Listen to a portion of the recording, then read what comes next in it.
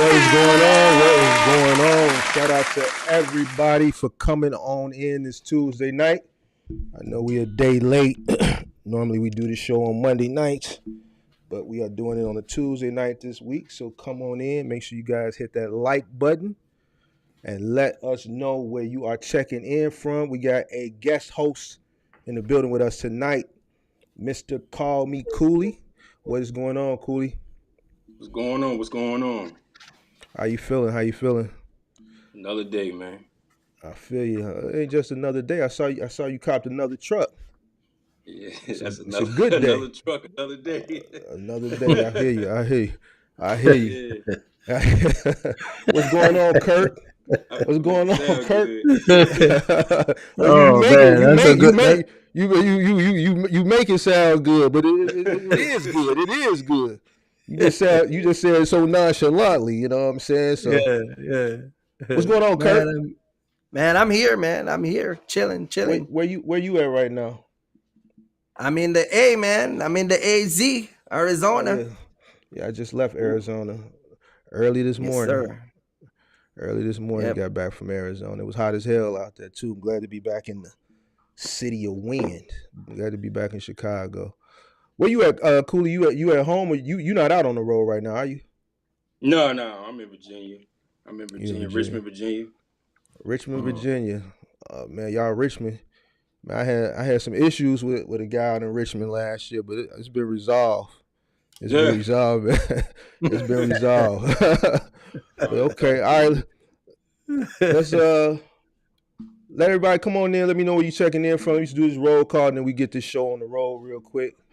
We can get this show on the road.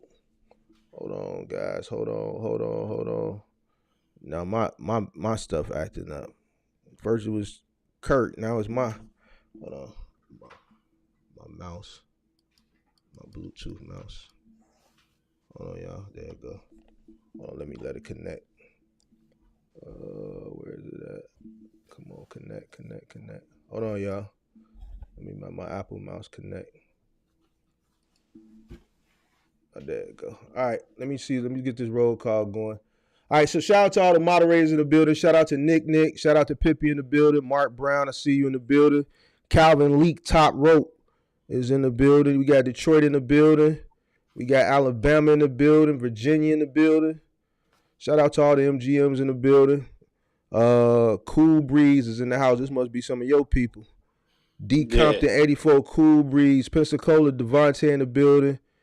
Canada Startup, what up? Kai in the building, Callie in the building, VA in the building, Zup Chuck, Marky Mark, Kirky Fresh, what it do, NY in the building, James, congrats. What you congratulating, James?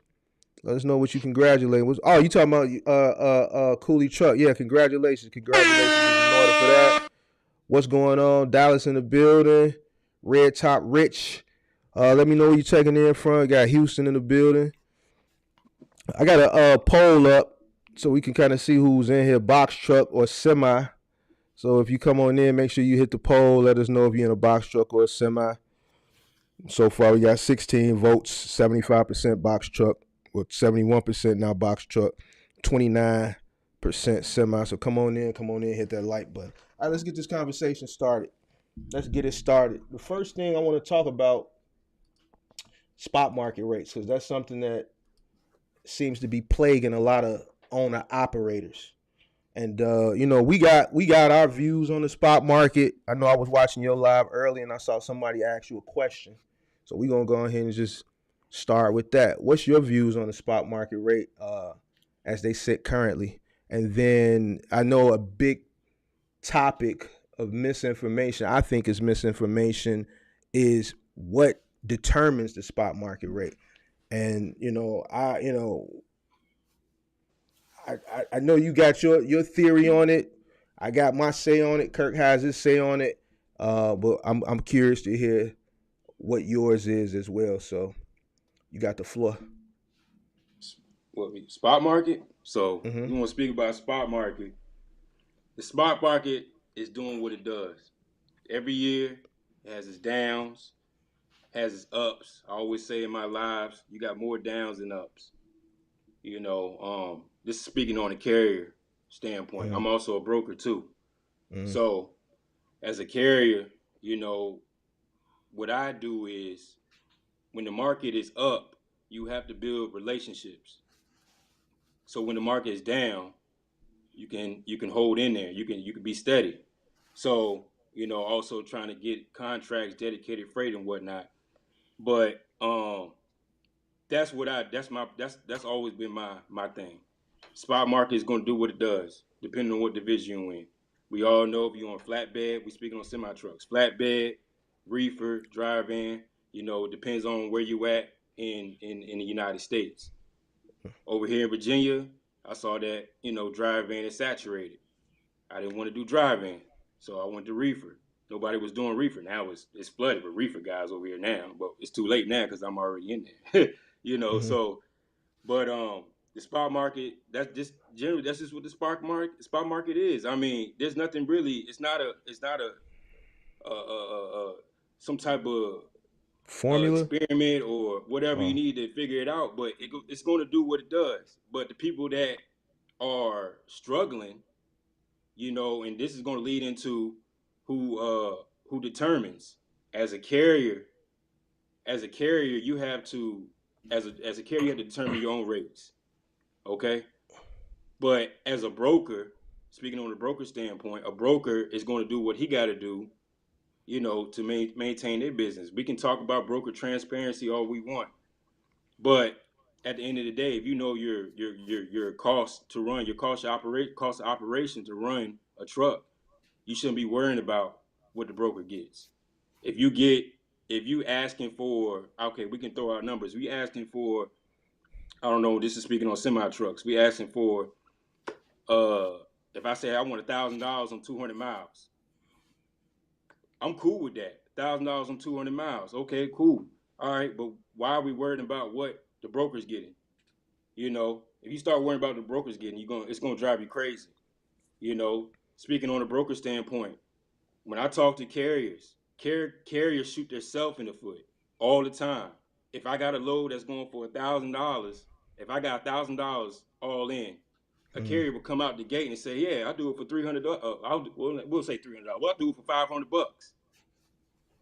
What am I gonna do? I'm not gonna be like, well, I got this much money in it. You want this? Nah, I'm running a business. So you already said it. I'll take $500. Cool. All right. Well, I just made $500 on this load. It's just like that. Carriers shoot themselves in the foot. We speaking on semi trucks. I'm not speaking on box truck guys, but we could talk about that too. But no, just speaking totality. Huh? Just speaking totality. Okay. We can speak. Okay, but that's just generally how carriers they do it to themselves. It is what it is. I'm not saying all the time. Sometimes when we talking about a broker might actually all they have is that kind of money into it. But sometimes it's the shipper's fault too as well, because sometimes the shipper is giving X amount of dollars to the broker, and it's the broker's fault because they took that shipment. It plays in all parts. I can see all points of views. Dealing with a shipper firsthand. Shipper might be like, "Hey, I got this. Can you move this?" And a broker might be like, "Yeah, I could do it." But a broker's going to have a hard time moving it because they're going to try to kill the driver. Me as a broker, what I started doing is getting freight from the shippers and brokering it out to my own trucks. I can get my trucks top dollar.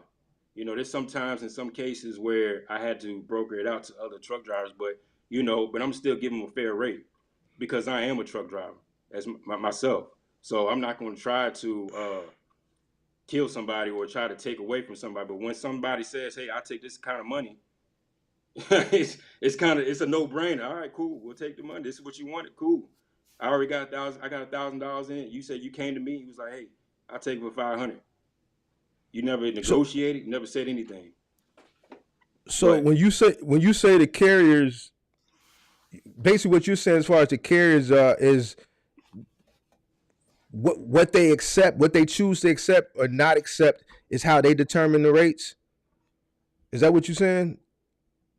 It's I don't want to say, I want to say it's more so on the carriers that are shooting themselves on the foot. We can do it by percentage. It's all the way up here on the carrier side. 80 probably like it's probably up there. 70% is the carrier's fault. They're doing it to themselves. You know, they don't know how to say no. They'll take the load just to say they got it. They got a load. They'll take the load to say they, just to cover for fuel. Is that a good operation? A business operation? Yeah, I got a load to cover my fuel to go here. Where's the profit at? Hey, I got this load. They got loads out here going for $350, $400. Why are you taking loads for $350, $400 on a semi truck? You got a blown tire. You're in the negatives. You see where I'm going with this? Like Mm-hmm.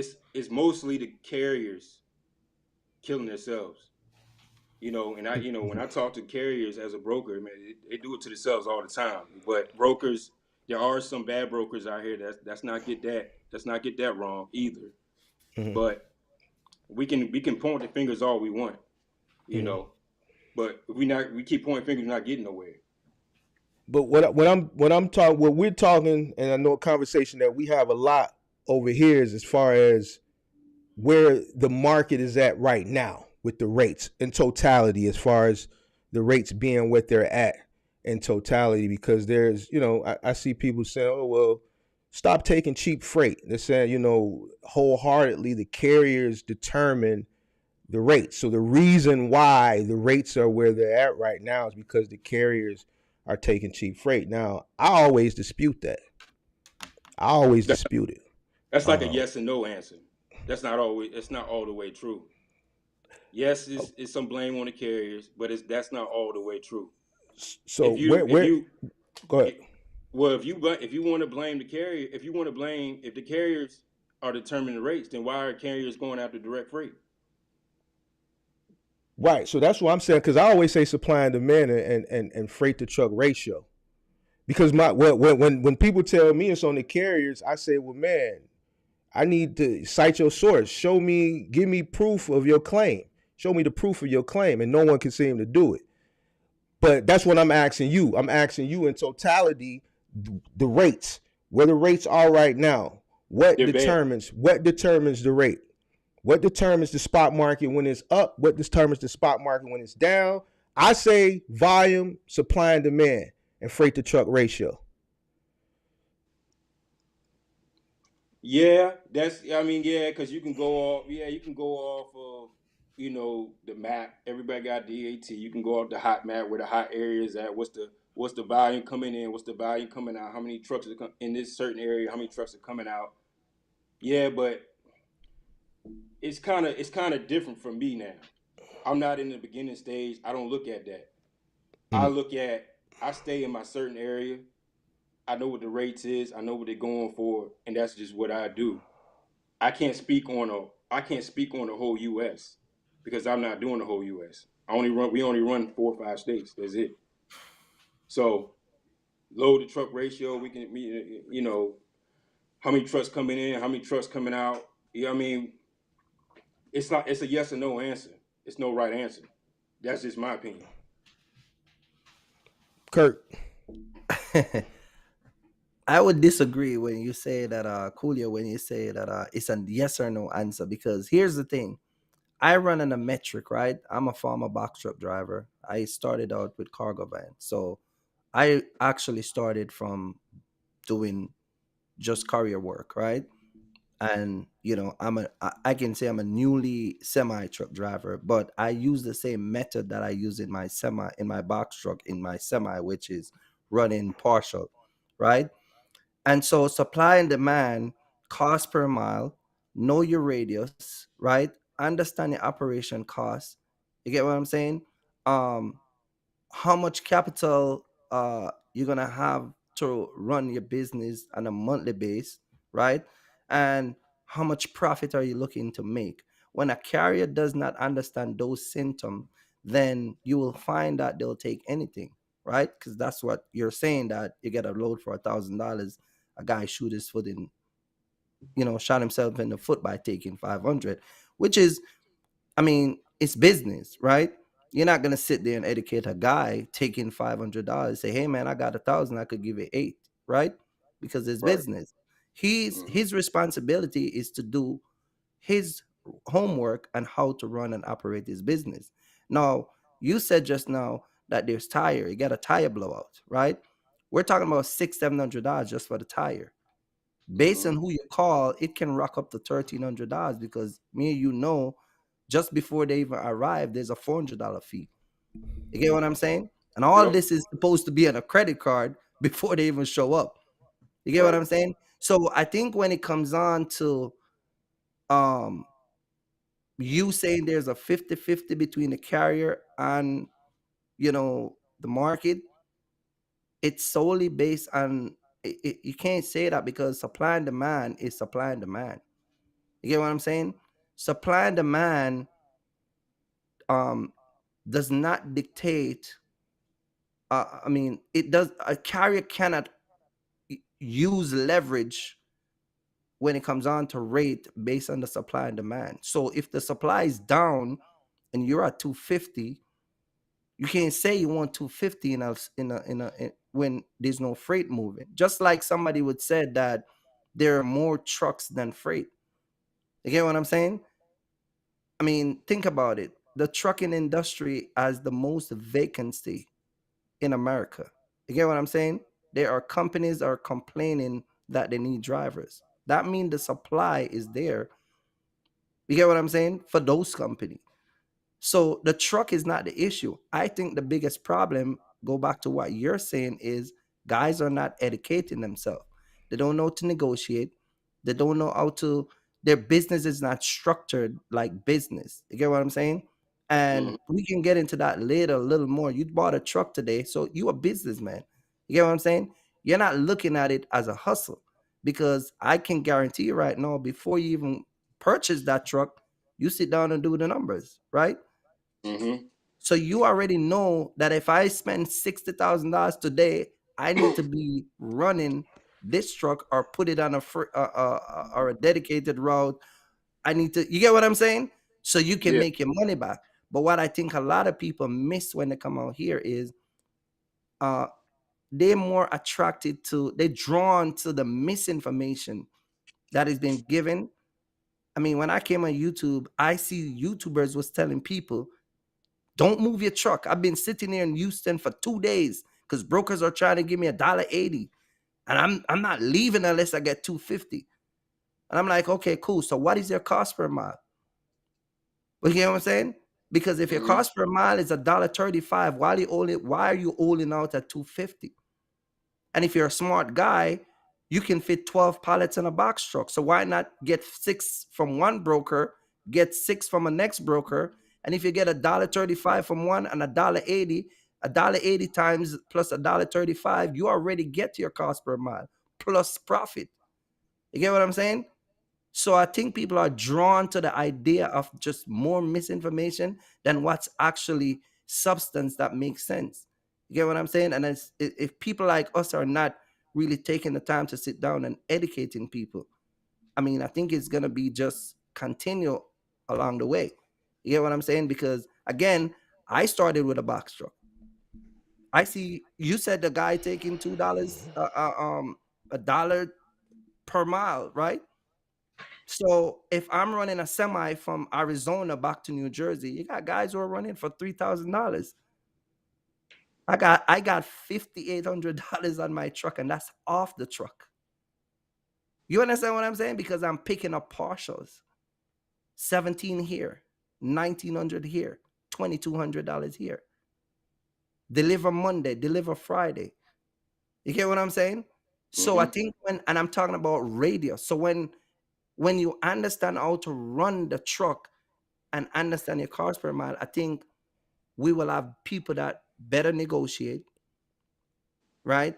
And run their truck at a more higher profit, even if the market is at where it's at. See, the market doesn't bother me. I buy a semi in the height of the pandemic. It doesn't bother me because I understand what's going on. You get what I'm saying? And Mm-hmm. you've been running your YouTube channel. How many guys come in and fail during the whole time of the pandemic? So we really got to understand, I don't run for global trends. I don't do TQL. I don't run for certain brokers because I've been out here so long. I start to even narrow down, just like you said. A time is going to come when you're going to have to narrow down your business and only deal with a particular certain type of people. Get your own customer. I talk about getting your own customer, which is them dedicated freight, right? You're talking about building relationship. I get up out here and I can call brokers all over the place. You get what I'm saying? So I think once you have those, building that network. I talk about going to the facility to pick up something and build a relationship with the girl in the office. Not trying to take her on a date, but you get what I'm saying. You can call in and say, "Hey man, my freight is ready." She'll tell you, "Hey, yeah, come pick up, go to door 4. Back up at door 4, drop, slide the tandem, and come in the office and I get you loaded." You go in, you get your stuff, she tell you what to do, you go back in, you get your paperwork, you sign, give it to her, and guess what? When you give her the paperwork, you give her $20, $30. Hey, buy breakfast, buy a cup of tea. I talk about all those stuff. You get what I'm saying? So I think that a lot of the guys who really run out here, I think the time is, they're not taking the time to really like learn a lot of the stuff. I think everybody watch YouTube and work. And based off of what YouTube, not everybody, but based off of what YouTube says, a lot of people go by that. You get what I'm saying? And it's a bad business practice.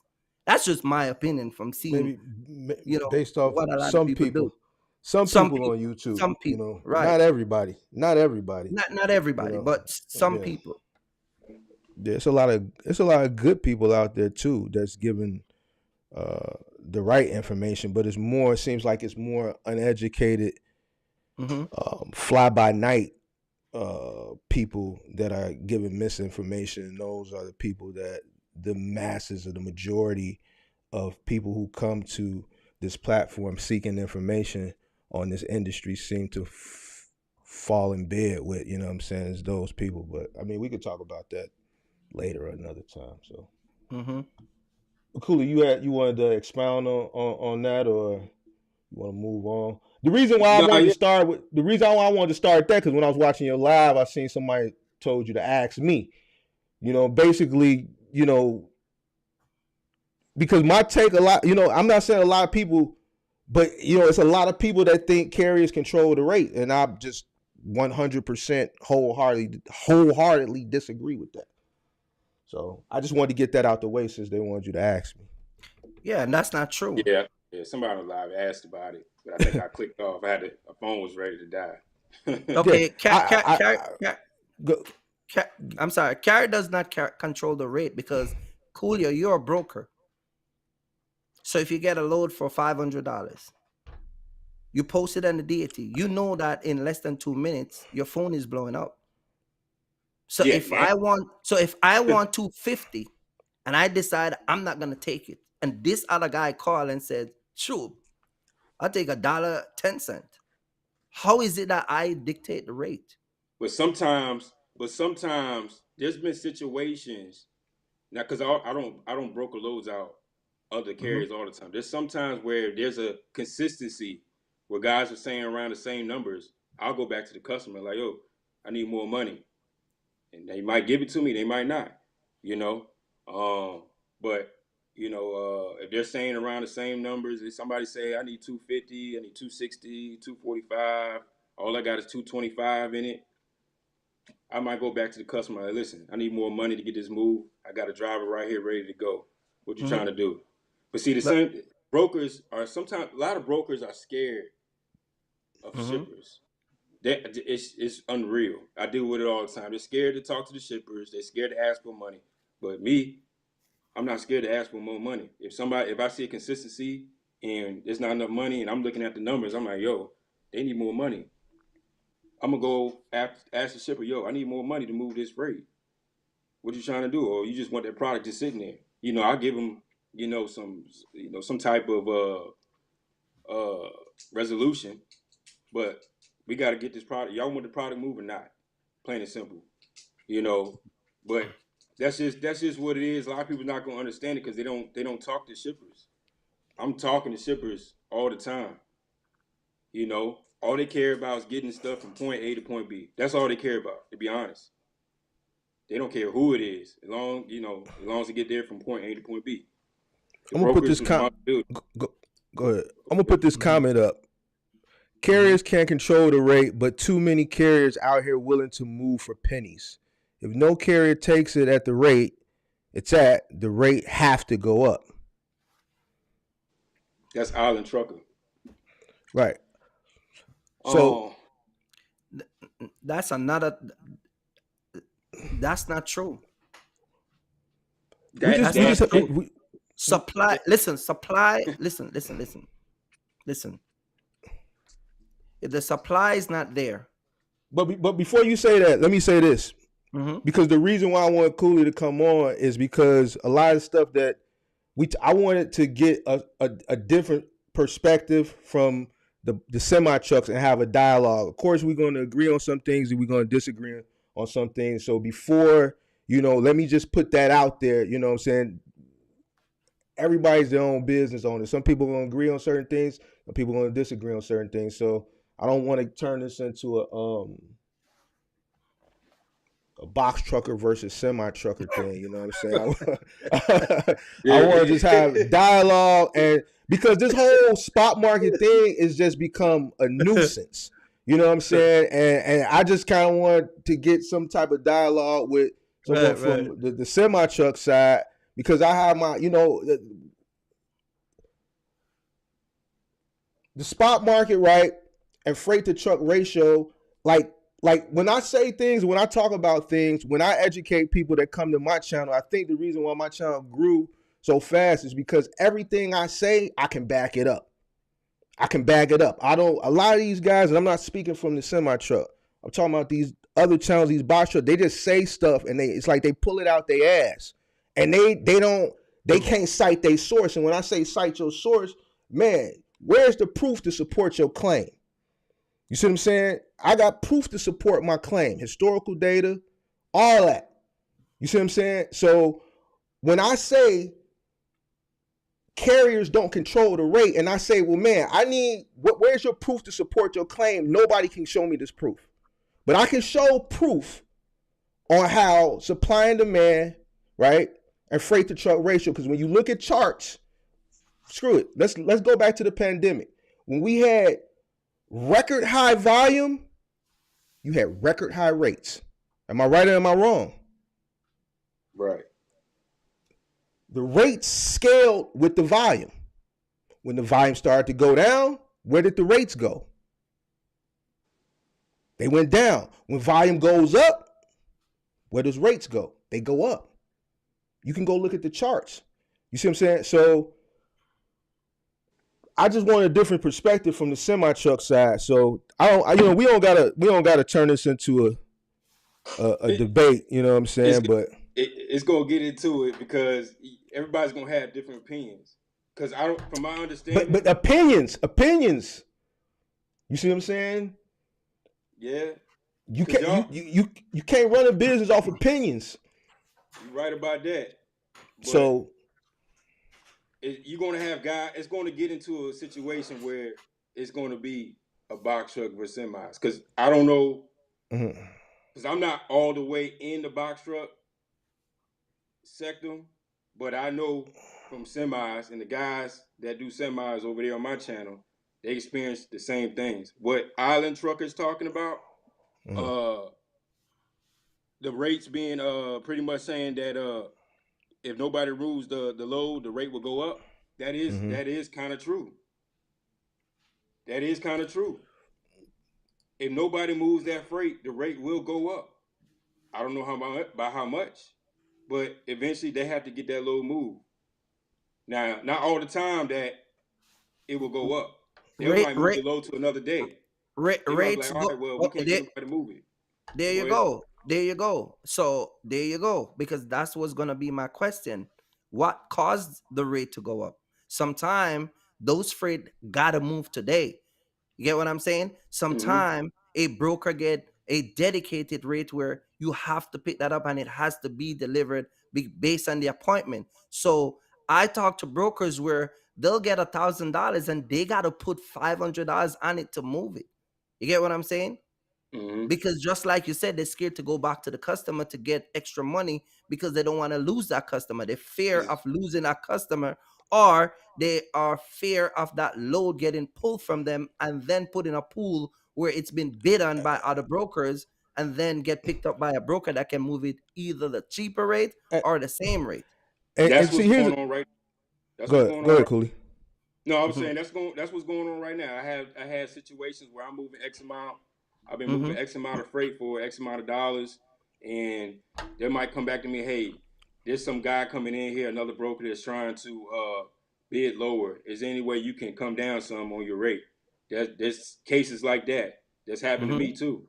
You mhm, know, there's a lot of brokers stepping on a lot of brokers' toes. There's a mhm, lot of brokers trying to get freight move for mhm, cheaper than what they're currently moving it for. I had a situation before a couple weeks ago. TQL, I'm doing business with integrity. TQL comes in, hey, we want to move this freight. We can move this way cheaper. Selling dreams to the shipper. Don't have a mhm. customer nowhere, but they come So, in so and my so my question is to you: how does carrier control the rate? They can't. how does- they yeah well now I mean now You it's see kind of what I'm like saying? You it's see what I I'm understand saying? what you're saying, See, but that's why I say, because there's no wait. Where's the? I need to see some data. See, that's what I'm saying. Nobody can show me this. You see what I'm yeah saying? I want now to it's see the kind of data. like And wait a minute before I forget this start, Coolio. You just said a while ago that they can roll it the next day. So if I have yeah it on the board for 700 and I decide I'm gonna pay 700, I'm gonna pay 700. Don't yeah matter how much guys come to me want $400 for it extra. I'm gonna roll it till, because you remember brokers got 3-4 days out where they can deliver it. Not everything gonna be high demand. You get what I'm saying? You got yeah brokers actually that will tell you it's a partial. You can put it with something else and still got big money in it. yeah You get what I I'm get saying? yeah I understand what you're saying yeah So it, I guess when we talk about it, I mean, you got to look at the total The scope of the totality of it, situation. right? Yeah, exactly. So Because I'm pretty sure you have get load where you can roll it 2-3 days, and the rate is paying good. And dudes call you. You said, "Man, listen, I want to get $400 off of this. And I got 5 days to move this thing. I'm not in a rush." So if because a guy like me that specialize in partial and I call you, boom, you gonna give it to me. now what I realize they're not paying they're not paying for you to deadhead to pick up that load. They're not paying for you to hold over that load for the weekend. They don't care about well, speaking on reefer, they don't care about it being -10, -20 in 100-degree weather. Mm-hmm. It's this is what the rate is. This is what it's going for. Take it or leave it. You know, that's pretty much the whole thing about it. You take it or leave it. This is what it is. You know, Mm-hmm. before when the rates was up, you had a little bit more control. Hey, I got to hold this load over the weekend. I need more money. Hey, I got a deadhead 90 miles to pick it up. I need more money. Hey, it's -20. Or it's -10 load. It's 100 degrees outside. I got to hold it for a day. I need more money. You speak that to a broker, they're like, oh, they don't care. They like, okay, and you Mm-hmm. know, but when the market is up, now we got a different story. Right. Now you got control. But we could talk about this all day, Let me ask you a let me ask you a question though. What is, because and I know we got to move to other topic, but being a broker, I got brokers friend. So what I'm asking you, I'm just asking you based on your opinion, right? Being that you're a broker slash trucker, right? What are some of the biggest downfall that you can find out when a guy come to negotiate a load with you? What are some of the first thing that stands out that you could tell that this guy don't know what's going on? they just tell me a rate, straight out the blue. Like that's what I get. Like when I was doing, I don't do it as much no more. But when I was doing it, they just Mm-hmm. shoot me a rate. Like they don't ask what the commodity it is. And I do reefer.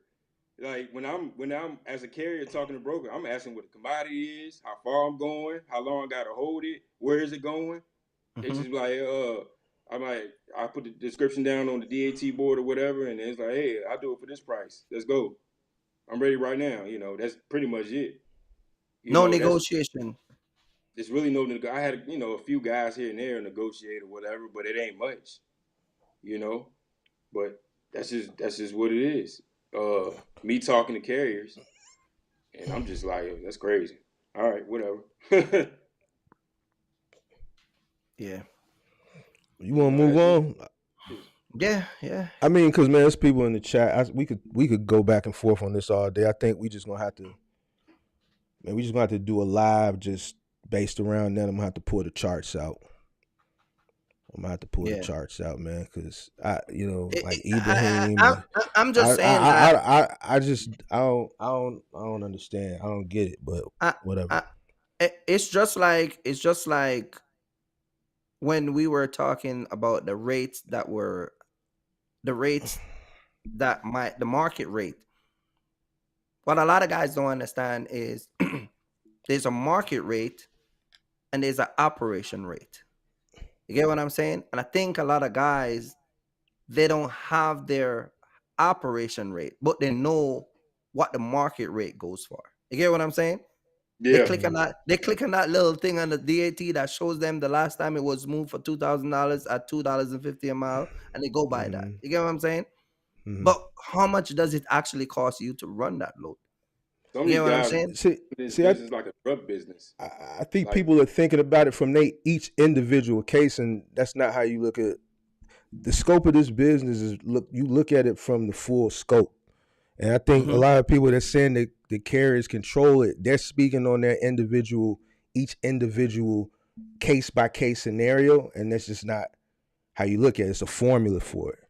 You know what I'm saying? It's a formula for it because still nobody has shown me proof to support this claim. I'm still waiting for it. You see what I'm saying? I can show proof to support my claim. I'm still waiting on this proof. I'm gonna give you an example. I'm gonna give you an example. But we can move. Go ahead. You want to give this example? Then we're gonna move on because I don't think we're Yeah. gonna never. I don't think we're gonna never. It's just No, it's gonna highlight. It's gonna highlight what Coolio said because I use an AI broker. I put a bid in and they get back to me. It's all AI, right? I put a bid in over the weekend, and normally I would get an answer within 5 minutes, right? You know that before I could get my bid answer, somebody just go in and book the load right out. No negotiation, no nothing. You get what I'm saying? that's what they do. And it's like you said, and when I look at what the load was running for, I couldn't run that load at that cost. It's a load that was picking up out of, let me give you the description and you make your own determination. It was picking up 3 pallets out of Salt Lake City, Utah. You pick up 3 pallets, then you're going to go down to Las Vegas and you're going to pick up 18 pallets. It's 42,000 pounds. It was paying $2,600. And then you got to take it to Chattanooga, Tennessee. You get what I'm saying? And so when I put my rate in, before I could get an answer, someone just went right in and just took it. That sounds like convoy. You get what I'm saying? So Yeah. I think when it comes on to, again, talking about this whole rate and the way it works and and I can get where some people is coming from, where they said us carrier control the rate and all that stuff, but hey man, if we talk about it, it's gonna be a long night debate. Lou Jackson said the proof is the rate kind. What you mean? The proof is the rate con. That's what I'm trying to figure out. We get fake rate cons too. Don't be fooled.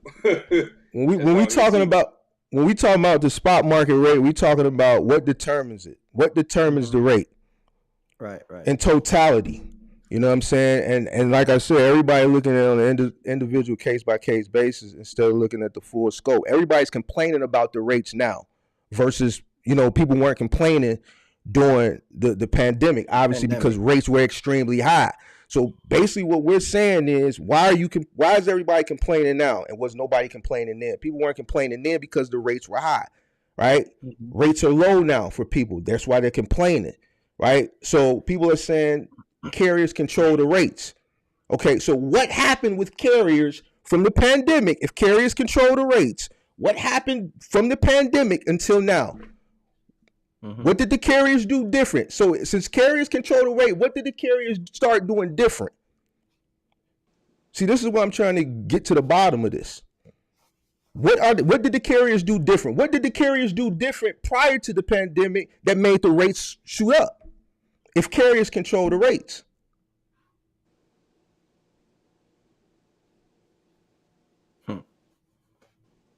See, that's what I'm saying.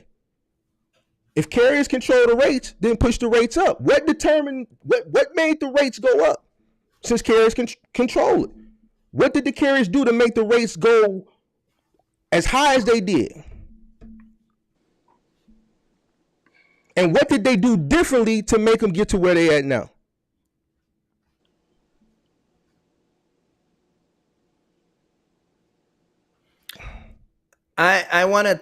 I'm gonna just shove something in, and then we can move on. This is gonna be my final thing, and I'm gonna Coolio, you know what I'm talking about when it comes It's to this, right? it's not about connections, man.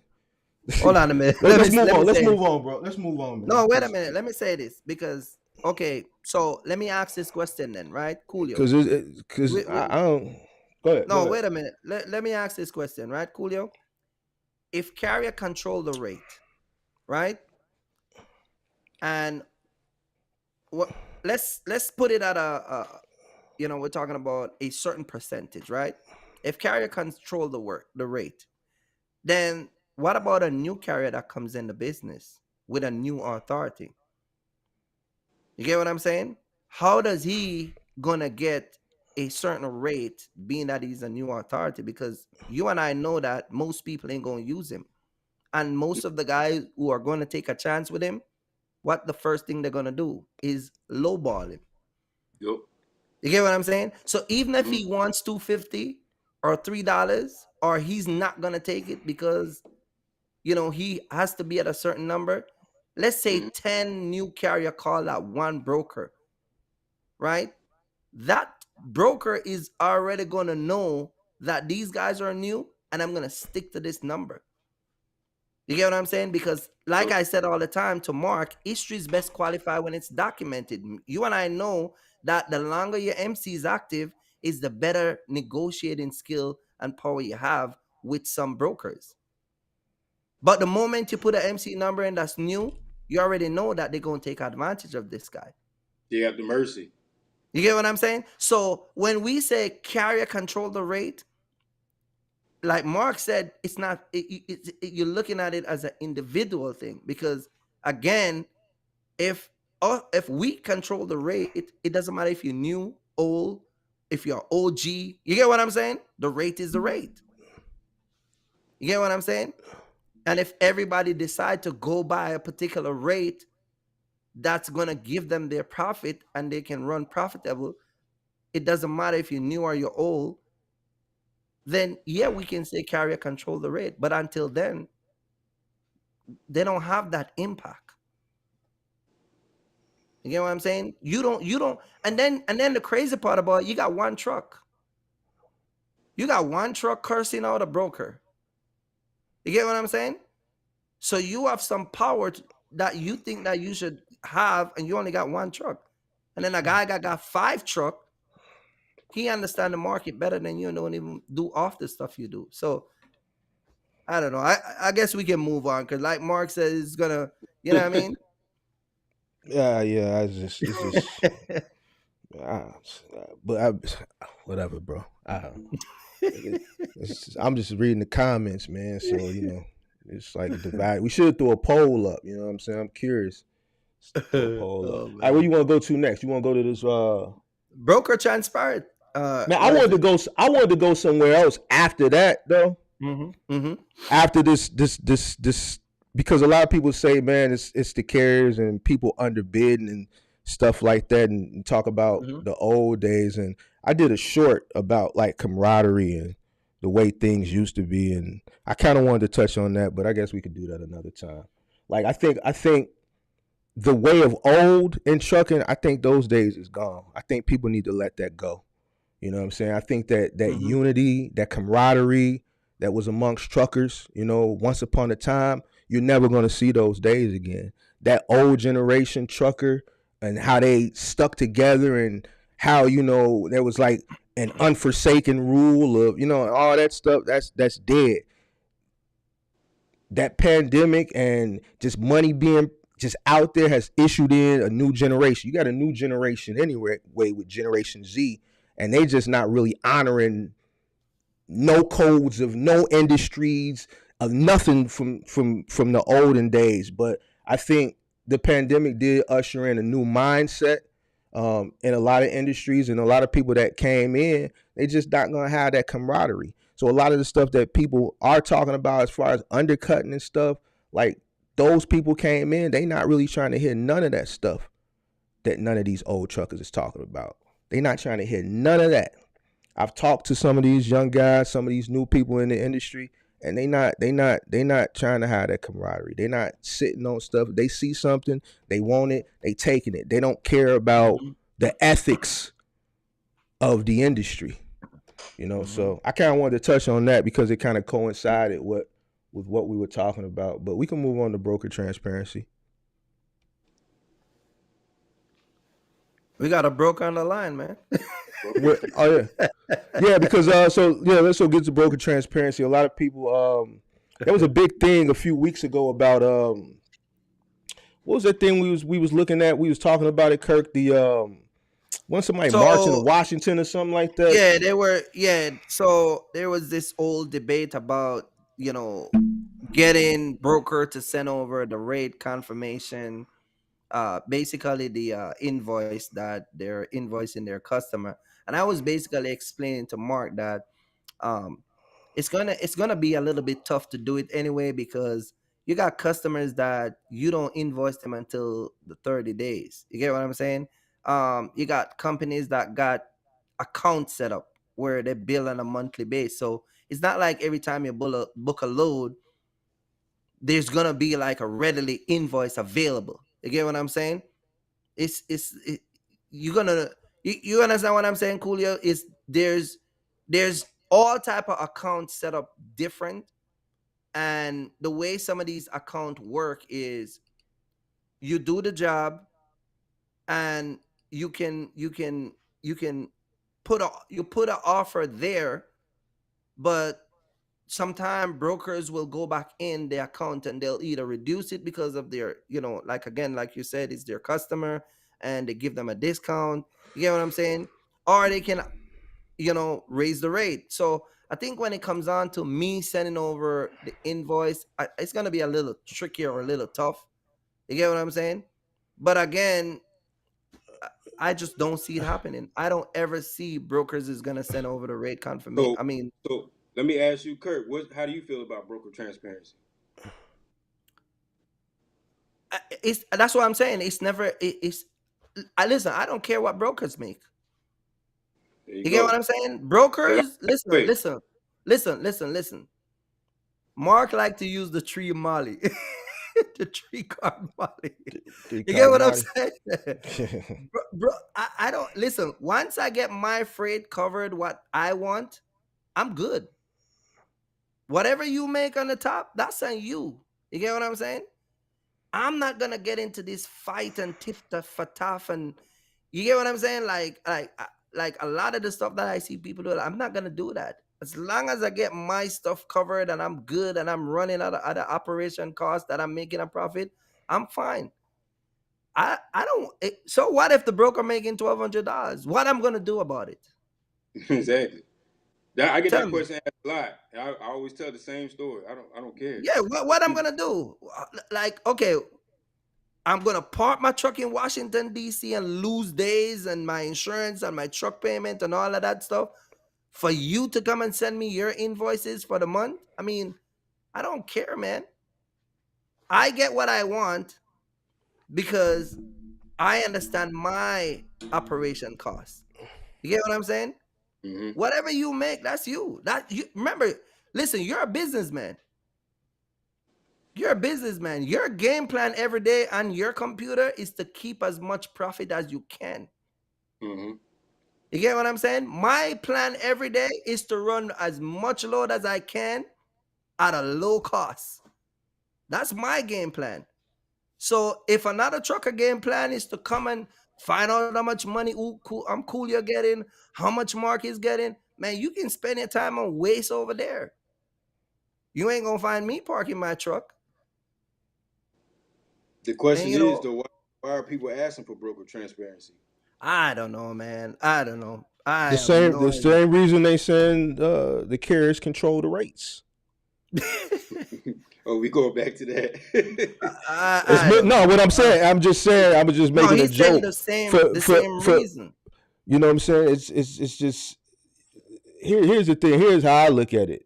If I got a number that I need to be at and I can reach that number, then Mm-hmm. me worrying about what somebody else is doing, that's like me counting their pockets.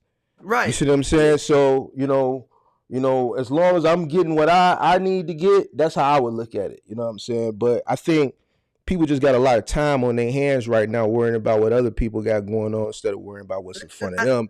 And that's why I think a lot of people are failing and let me say this because they worry too. about Let me all the wrong stuff instead of what's in Yeah, front of them. exactly. And let me say this too. And Coolio, you can agree with me with this. How many times guys get load where they don't get their detention?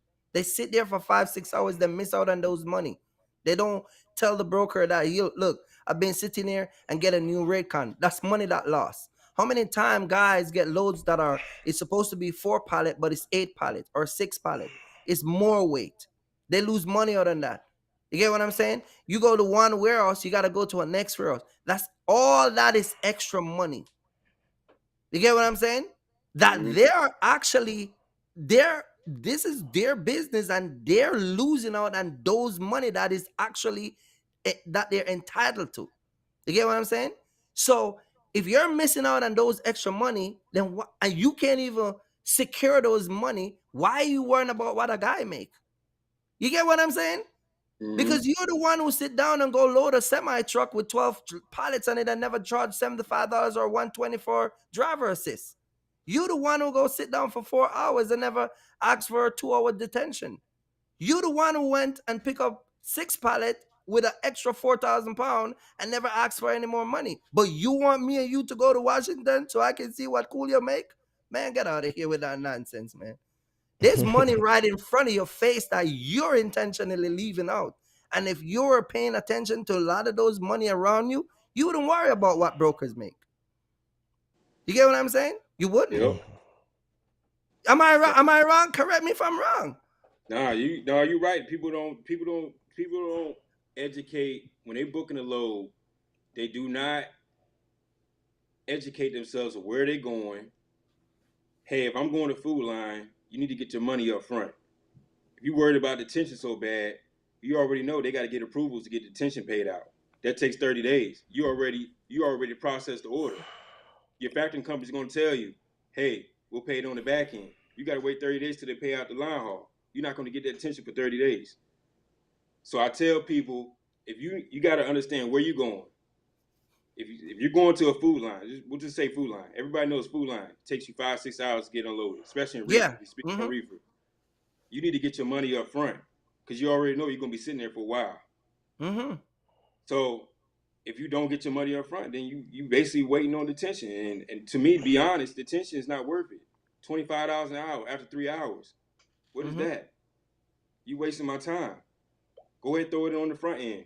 Get it in the front, so you don't have to Yeah. worry about it later on. You're gonna be fighting for days to get that detention. You already know the game. You So same. get your Yeah. money up front. That's all I be. That's what I tell people all the time. Get your money up front. Stop playing these games. Get educated where you're going. Use Google. Sometimes Google is a lifesaver. You can Google a place and figure out how long you actually gonna be sitting there, especially if you've never been there before. Look at the reviews. Mm-hmm. You can do that while on the phone. You just gotta be quick. I do that all the Mm-hmm. time. You just gotta be quick with it. And Figure see, out. And see, one other thing I'm gonna tap in right there with you. This is why I don't run partial. This is why I don't do semi full truckload. This is why I only stick to partial, because you're right. I've been to Food Line in Virginia. They got a This Food Line over there in Virginia, right? Petersburg. Right. And I sit there for uh we went there. I think I went there 6:30. I never leave till 1:30 in the morning. You get what I'm saying? Because they check you in, and trust me, I had 5 pallets. So when you have 26 pallets on a semi, you're gonna be there longer than anybody else. You get what I'm saying? Yeah, But you know what? You know why, right? well, they gotta take off everything and count it piece by piece. Yeah, they got a break. I used to work there. I used to work and at they Food Line. and they're gonna restock the pallet a certain way where they can put it on. A lot of guys don't know that they break all of those pallet down and restock it and pack it in a certain order. But see, Yeah, I got a method. I always shove like a little $20-$30 through the door so I can get my stuff quick. yeah, that You know works what I sometimes. mean? It But works that sometimes. only works some places. But you get what I'm Yeah, saying. You know what I mean? But yeah, man, it's crazy. yeah. Yeah, I don't worry about what brokers are making. As I said, there's money that guys are missing out because, like you and I know, they're not studying, they're not doing what they're supposed to do. You get what I'm saying? Mm-hmm. And like you I mean, said, get that detention on the paper up front. When you call a broker and deliver the stuff, get that revised rate con. Why you factor that money and then go off of the broker for that detention that's going to take you another 30 days to pay? mm-hmm. You call brokers and tell them, hey man, I just load the pallet, 12 pallet. I just load the truck, 12 pallet. Those 12 pallet, they said they don't drive forklift on the truck. You load a truck and then call the broker. No, you call the broker first and then get authorization to load the truck.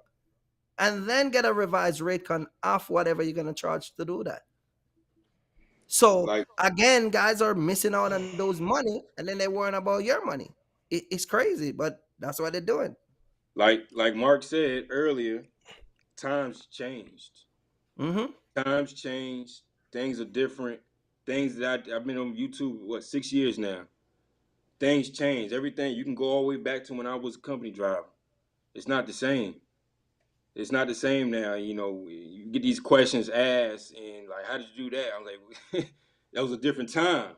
Mm-hmm. Mm-hmm. Like before, back then, you can get updated rate cons. You get paid attention straight up.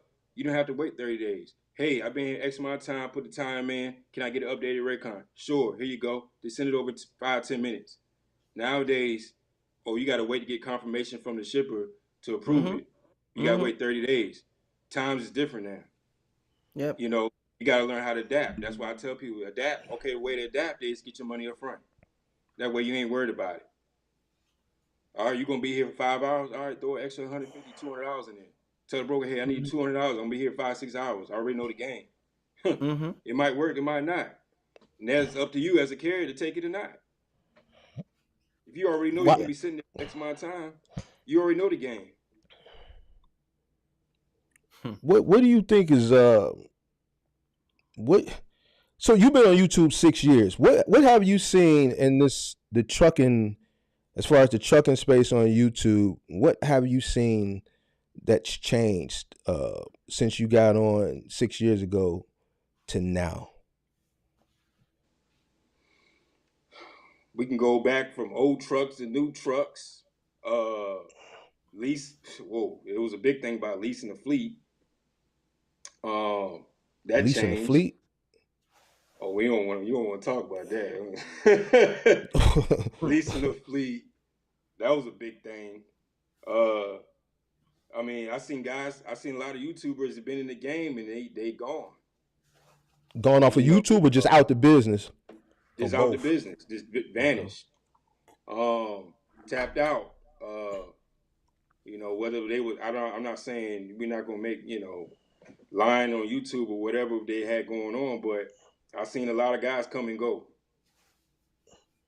just like that. You know, it's just times change. Things are different. Um, the strategies of people, trying to get what do you call it now? You want to talk about Lisa, please. Guys was going to what's the name of that company? Wasatch. Wasatch out there in Utah. They give you a truck, and they'll give you any many trucks you want as long as you pay. I forgot what the number was. $3,000. You get many trucks you want per truck. $3,000 per truck. I think that was. Don't quote me on that, but I think it was like $3,000 per truck or 5,000, somewhere around there. And you get as many trucks you want. And people was leasing fleets. They never owned the trucks, but they'll give you as many trucks you want. Those days are over. Would you say the mindset has shifted from 6 years ago to now? Most definitely, yeah. How so? With the pandemic ruined a lot. There was a lot of gurus out here telling people go and get in the truck industry, get your CDL, buy all these trucks. People was buying trucks that was $30,000 that was going for $100,000 in the pandemic. Why would you do that? People out here just listen to people paying for gurus $10,000, $5,000. Why are you paying this stuff when the information is for free? So you got that on the semi. You got that was taking place on the semi also, because we got it over here in the box truck. But you said that was taking place. There was semi guru selling that type of information also. Yeah, yes. There's a whole bunch of them. Dispatchers, semi gurus, freight broker courses. It was everywhere. It wasn't just box trucks. Yeah, it was everywhere. Where they at now? They out. They're done. People getting lawsuits. There's people on Facebook groups. It was crazy. Yeah, it seemed like the whole for the past maybe 2 weeks, this whole scamming is just people just been getting outed in all industries. I just watched some people in the real estate side. I ain't gonna say no names. Yesterday, go back and forth. Somebody pulled up on somebody. They going back and forth. Just a lot of gurus are getting, and I'm not gonna put the fake, because here's why I'm not gonna put fake. I'm just gonna say gurus are getting called out now because I haven't seen none of these courses, right? I haven't seen none of these courses. I haven't read none of these ebooks. So, there may be some situations where people bought into something where there might have been value there. They just didn't do the work, because I'm finding out now that a lot of people, they lazy. You know what I'm saying? They don't understand the work ethic that you're going to need to get to, where a lot of people want to get to and see that success. But then for the most part, I already know a lot of these gurus were selling BS, because a lot of these cats don't even have tenure. They don't have enough time in the space. Some of them didn't have no time in the space. They just went to Fiverr, paid $10, and had somebody in Pakistan or Nigeria send them over a course, and then they rebranded it and built a little website on GoDaddy, and then put a $900 or $1,000 price tag on it, right? And didn't have any experience in the trucking industry, and people bought these $10,000 mentorships and didn't get any value because these people just didn't have any knowledge or any tenure, and not enough tenure in the space to provide the consumer with the information that dollar amount that they was putting on whatever it is they was selling, they could provide. So yeah, it's messed up. Yeah, I had plenty of people come to me and, hey, like, no disrespect to females and nothing like that, but I had a lot of females come to me, hey, I bought this truck, I don't know what to do with it. I'm like, okay, well, who told you about this truck? Well, I listened to this guru or this course, and said the trucking industry is booming. Good way to make money. Just like somebody was saying in real estate. And they'll come to me. It was like, hey, I bought this truck. I'm paying a weekly payment for it. I don't know how to make no money with it, but I got this truck and it's on my credit. And that's why I say it started in the semis. The box trucks came really big because it was a target, because a lot of guys can get box trucks without a CDL. So people try to use it like it was a drug game or something. Or Definitely I can get a truck and I can go make money. I don't have to have a CDL. But they don't know how to make they don't know anything about the truck industry. They don't know the downs and ups. They don't know where to place that truck at. Whether you want to do brokers, whether you want to do final mile, middle mile, whatever. But hey, I can go get a truck without a CDL and make money. No type of business plan, no nothing. Just out here just buying stuff. Do You you know, and the think next thing you know, they're out of business. our culture is shift into a more delusion mindset? You know, uh, when it comes on to just business in general. I mean, like, what do you mean, like illusion? He said Delusion, delusion. Oh, delusion So delusion. mindset. you when you Right. say our culture, you talking about black folks, right? Yeah. He says black folks delusional when it comes down to business. I mean, he ain't far off. Some people are ignorant. Like Well, like I because said.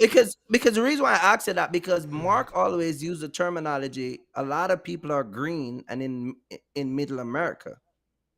You get what I'm saying? So But if a as guy is in What you say? Alabama, What you say, you Cooley? know, no, I was gonna say answer this question. hmm Why everybody complains about the Russians? The Russians are doing this. The Russians are doing that. But when it hmm comes to black people, we are worst enemy. Why is that? Because we got a crab in a barrel mentality. That's why.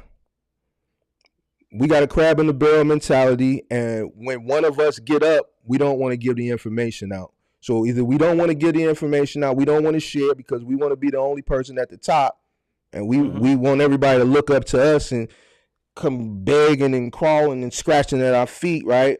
Or when one of us gets up, you know what I'm saying, our people trying to bring us back down. Misery loves company. You know what I'm Yeah, saying? When you down, people all in your face. When you get up, hmm you know what I'm saying, trying to bring you down. You know what I'm saying? So that's why. That's why.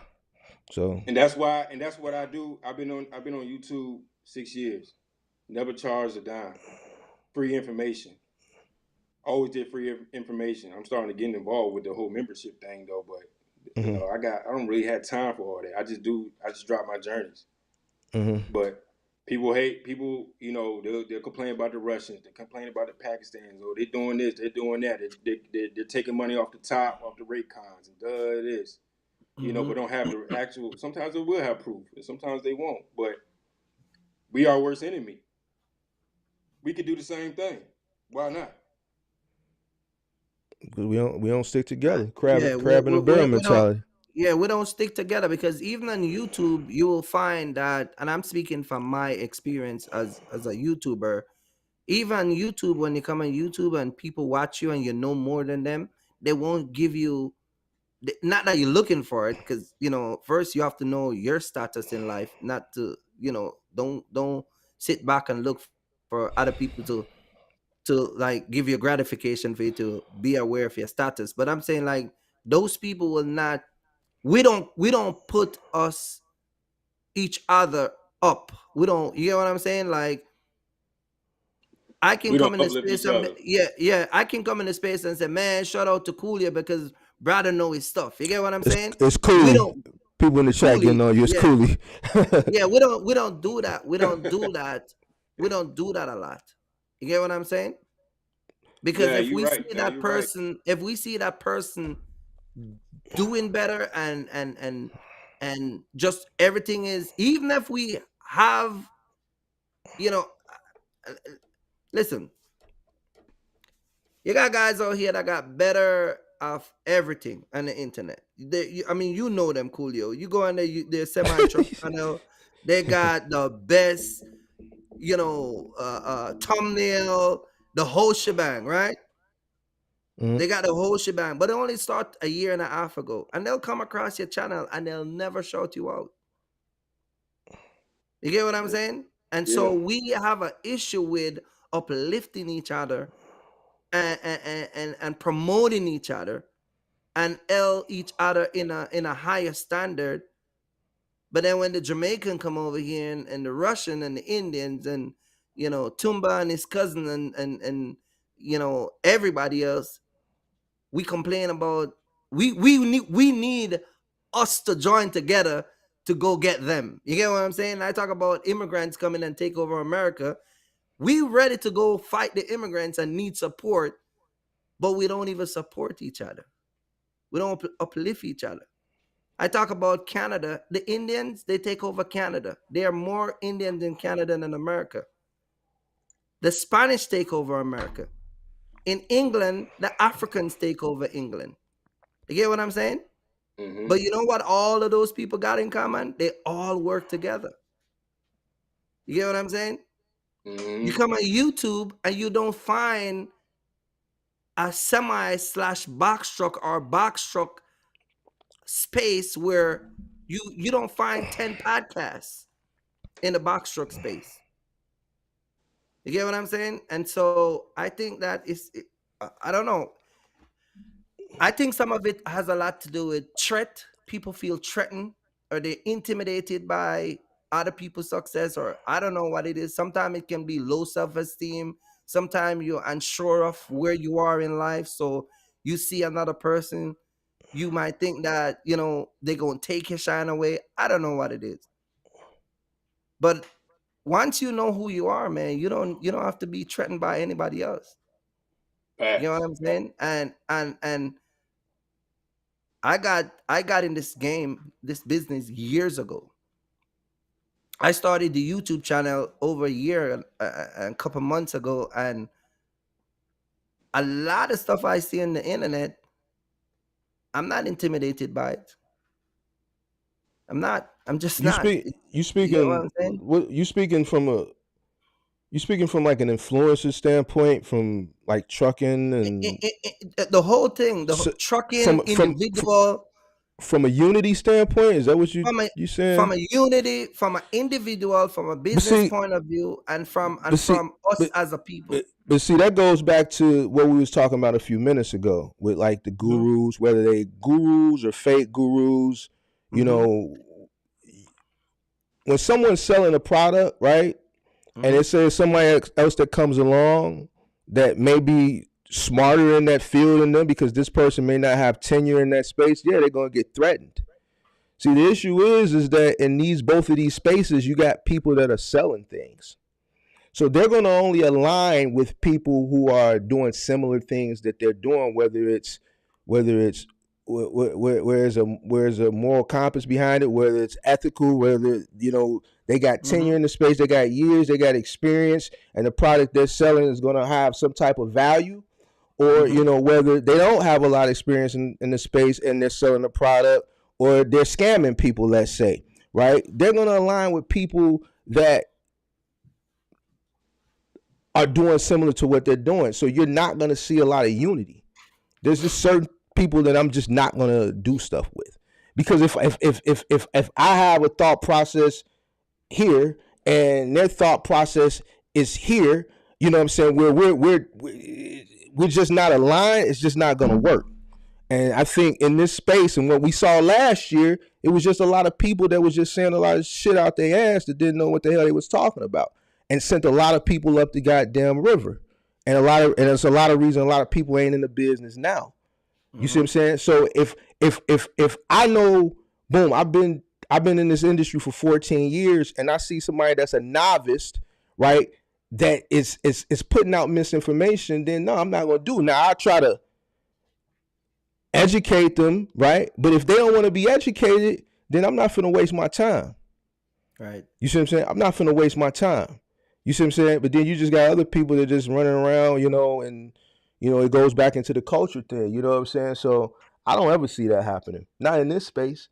Not in this space, because you got a lot of people that ain't business people that's in this space. You got a lot of people that came from the street. And there ain't nothing wrong coming from the street, but they got a street mentality.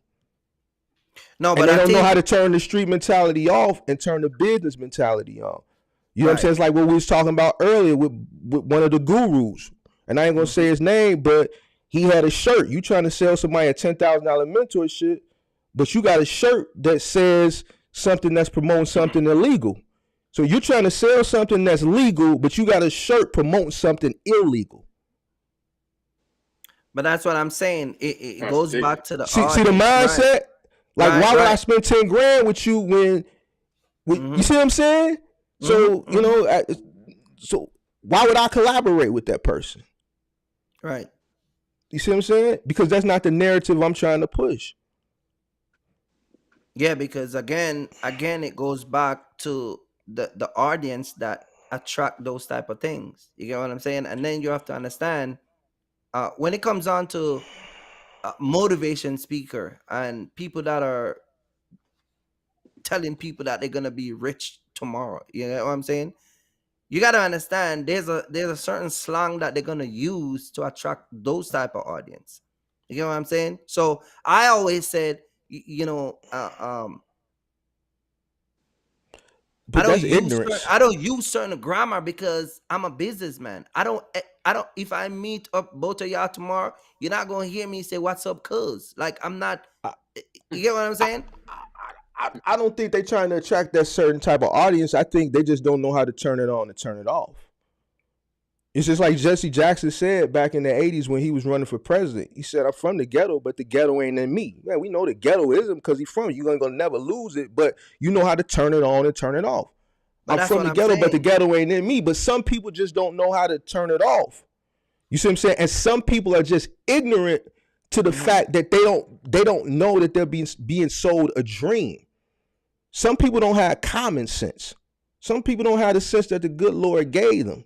A lot of these scams were just the evidence was right in front of you that this is a scam. We talk about all the time. A lot of these people they not hiding, and they not making up fictitious stories. They're showing you their journey. So that's why I don't get mad at a lot of these people. I don't get mad at a lot of these guys that people are upset with because you bought into it. This person shows you that they just bought a box truck 2 months ago. So what the hell are you going to learn from this person? They just bought a semi today. Or they just bought a semi 6 months ago. Right. But you just signed up for a $3,000 course. Right. But then you go spend the money and then man, I ain't learned nothing, man. I went on Cooley Channel and I learned more on Cooley Channel than I learned from this guy selling this semi-truck course. Right. But he showed you, man, he got a video right here on the thumbnail. Just got my CDL 3 months ago. Right. 2 weeks later, got my first semi-truck. Sitting on the semi-truck like this. Yeah. And then 2 months later, he's selling you a course. And you bought it. That's on you. Oh, where my button at? Where my button at? You tweaking. You tweaking. Know what I'm saying? You tweaking. Yeah. You know what I'm saying? You tweaking. So I don't feel bad for him. And that goes back to what you said, middle America. Mm-hmm. Man, you know, some people green. It's going to be people that's going to be making hustles every day, and it's going to be suckers every day.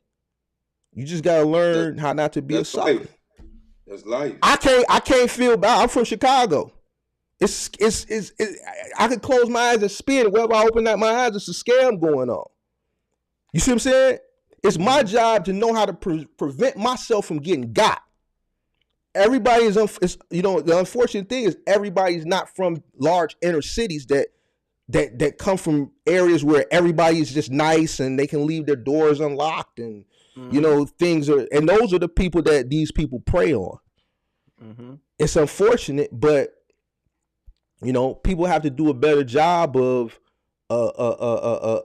being aware, and it just goes back to like what I said on the live a week or two ago. Like, I feel sorry for a person, a consumer. I don't feel sad for a business person that made a business decision to buy a consulting course or a mentorship from a person who's considering himself a consultant. You bought that for your business. So that means you made a bad business decision. I have no sympathy for you because you didn't do your due diligence as a business owner. You see what I'm saying? So it is what it is. I had a guy come to me and he said that he reached out to me and he said that he spent $25,000 on a truck, right?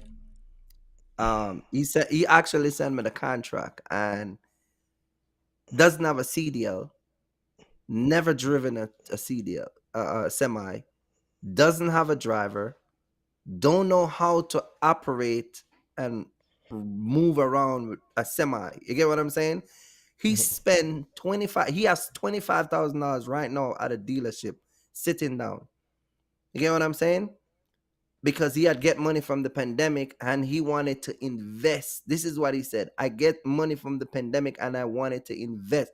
And one of the things I was gonna do with him was I was gonna buy him out of the 25,000 because I know he's not gonna get it back. You get what I'm saying? And even if he go in a deal to get a truck, I know they're gonna rip him off that 25,000 because the rate of the interest rate right now, they're gonna get over on him. You get what I'm saying? Mhm. Yeah. So right. So and you know how that works. All they're gonna do is just hike the interest rate where you lose your 25. So I was gonna buy out the 25,000 from him, and I can say, look, I give you 10,000 cash and I'll take 15, and you turn that loan over to me, and I go buy the truck. You get what I'm saying? Because he has nothing to do with CDL and a semi. When I say nothing. But he has 25,000 down at a dealer. And the crazy part about it, they don't even sell box truck. It's strictly semi. You get what I'm saying?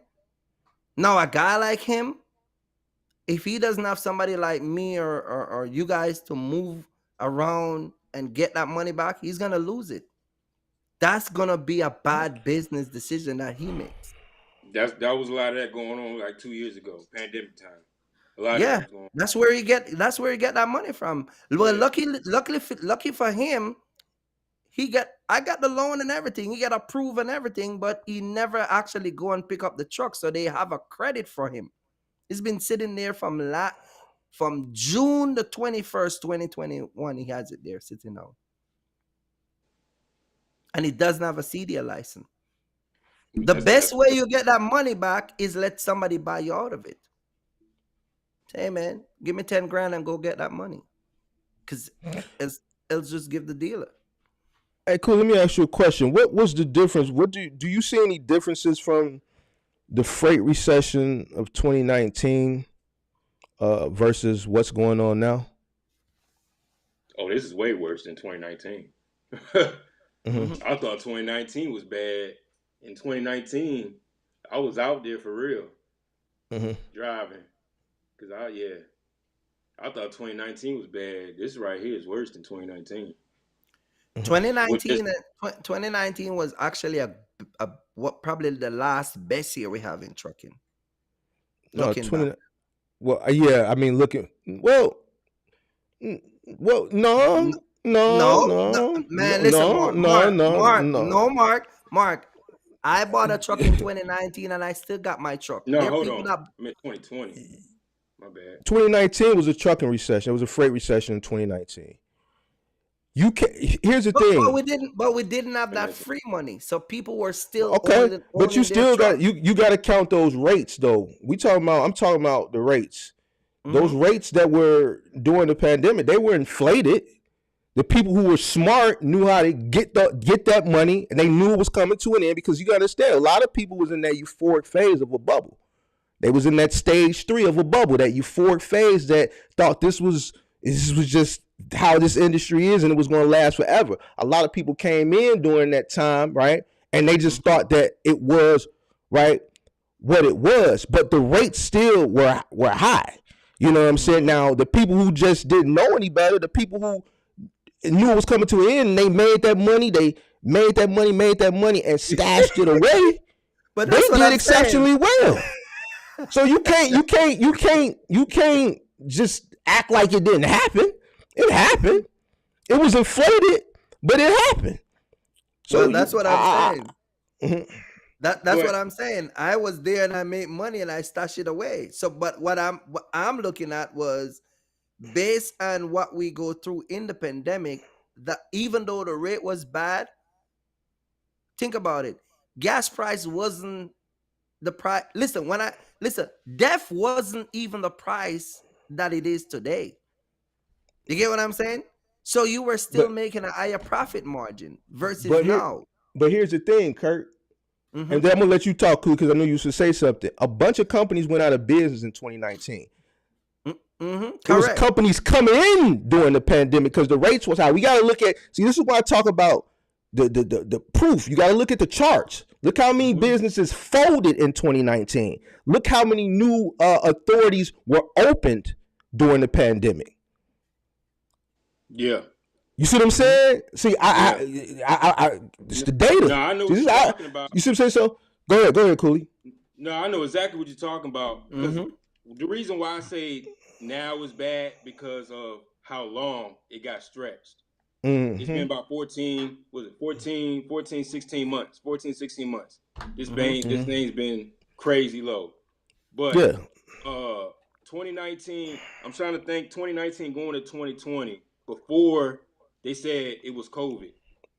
It was bad, and I thought I was like, yo, this is the worst. That was 2019. That's when I got my authority.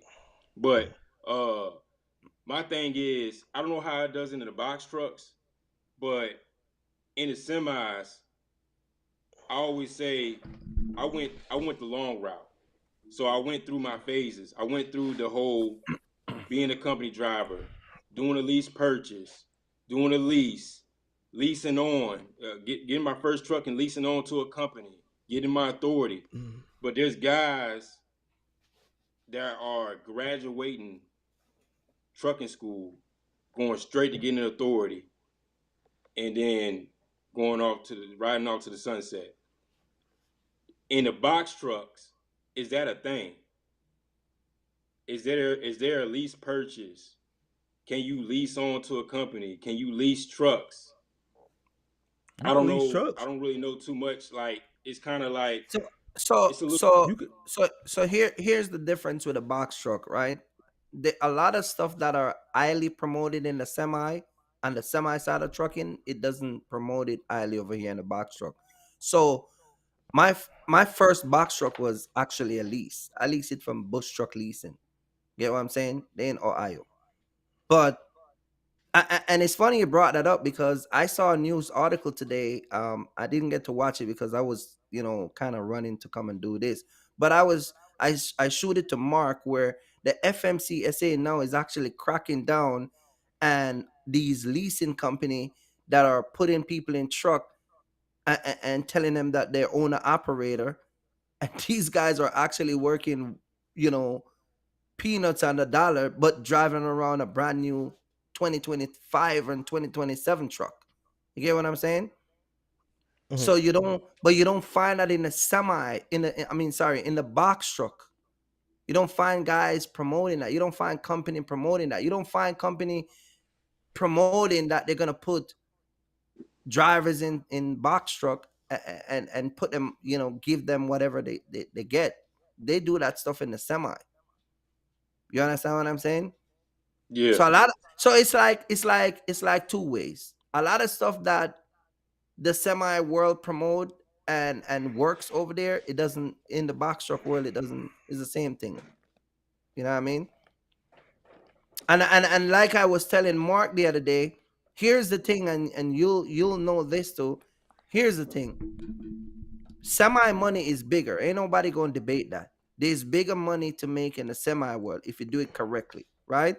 But here's the thing that also comes with a semi. This is a greater responsibility. You understand? So I feel like when a guy is going to become a CDL driver, I mean, a real businessman and take it serious, even if you're going to be a driver for a company and then buy your truck. I think because of that upfront money that a lot of drivers spend, they take it way more serious than a box truck driver. See, a box truck driver, he can just drive his under tonight, park it, and then jump in a box truck. Me, you know that you can't do that in a semi. You got to get in your clearinghouse. You got to get your IFTA. You got to get your Kentucky permit. I got to go through New Mexico tomorrow. I got to get permits to drive through there. You get what I'm saying? I got to yeah. get my apportion plate. I got to pay $7,000-$8,000 to get a CDL license. You get what I'm saying? So I think Mhm. the upfront cost in itself is why a lot of semi truck driver take trucking way more serious than some guy that just go run around in a box truck because the requirement is so low. You get what I'm Oh, you saying? got you got a lot of goofies over here in semis too, though, man. They don't take this. They don't treat it like a business. I'm telling you right now, Right. man. Yeah, yeah, you're gonna find Well, that, but you know what I speak on mean? that. Speak on that. Speak on that. Well, the guys not Why treating does a I person go to school, get a CDL, spend the money, right? Go out, purchase a truck, become an owner operator. Why aren't they taking Mhm. this serious? Because there's a larger barrier to entry to become a owner operator on the semi side than it is on the box truck side. So they're not educating themselves. Mhm. Like I said earlier, mhm, reason why I did the way I did it because I made that transition from a company driver to an owner operator. Mhm. mhm, I had to learn the business side of trucking. I don't want, mm, I already knew how to drive a truck. Yeah, that's cool, but mhm, I had to learn the business side of trucking. The only way to mhm, do that for me was to go through the proper steps. Whether that was leasing, and I took my L's with leasing, and whether that was lease purchase, it was all trial and error. You have to go through your trials and errors to get to where you need to go. You have to learn where to place your truck at. You got to learn the market. You got to learn where if I go over here, all right, how I'm gonna get out. If I go to Oregon, well, you're gonna get paid good to go to Oregon.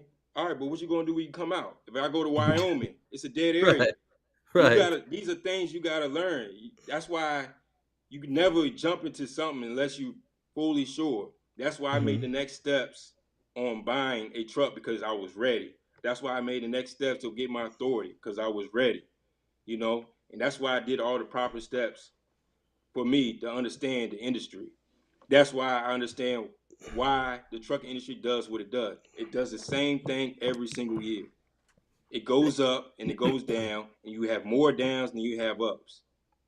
That's just facts. So so That's basically same thing on that is boss mentality. People want to skip steps. They want to Exactly. jump straight from I don't Mhm. know coming from I don't know IT. Let's say they had a job in IT to come into trucking. They come in straight as an owner operator with Yeah. no prior experience in this industry, and they skip this because a lot of people don't want to work for another company. They just want to, you got this boss culture now. I'm a boss. I got yeah. my They want to. Right. LLC. Right. You know what I'm saying? And they don't have the experience. And basically, that's what you're saying. A lot of people come in with and they lack the experience, and ultimately they succumb to They caught up in the their time. ignorance. Right. Yeah. And I'm gonna touch on another thing too. They come in here and get these trucks, buying trucks, and their personal credit is shot. Mm-hmm. I don't want to get in too much about credit, but if you want to have a business, you have to get your personal credit in Yeah, order. because you got to PG it, especially Yeah, starting out. starting out, you got Yeah. to But definitely but PG. but Everybody but keep. but but but here's the crazy part about that too. And you said that it's crazy because I talk to people where they have they said they got bad credit. Oh, Kirk, man, I got bad credit. And I'm like, okay, how much you got on your credit? 6 grand. So you tell me that you've been running a truck for the last 6 months.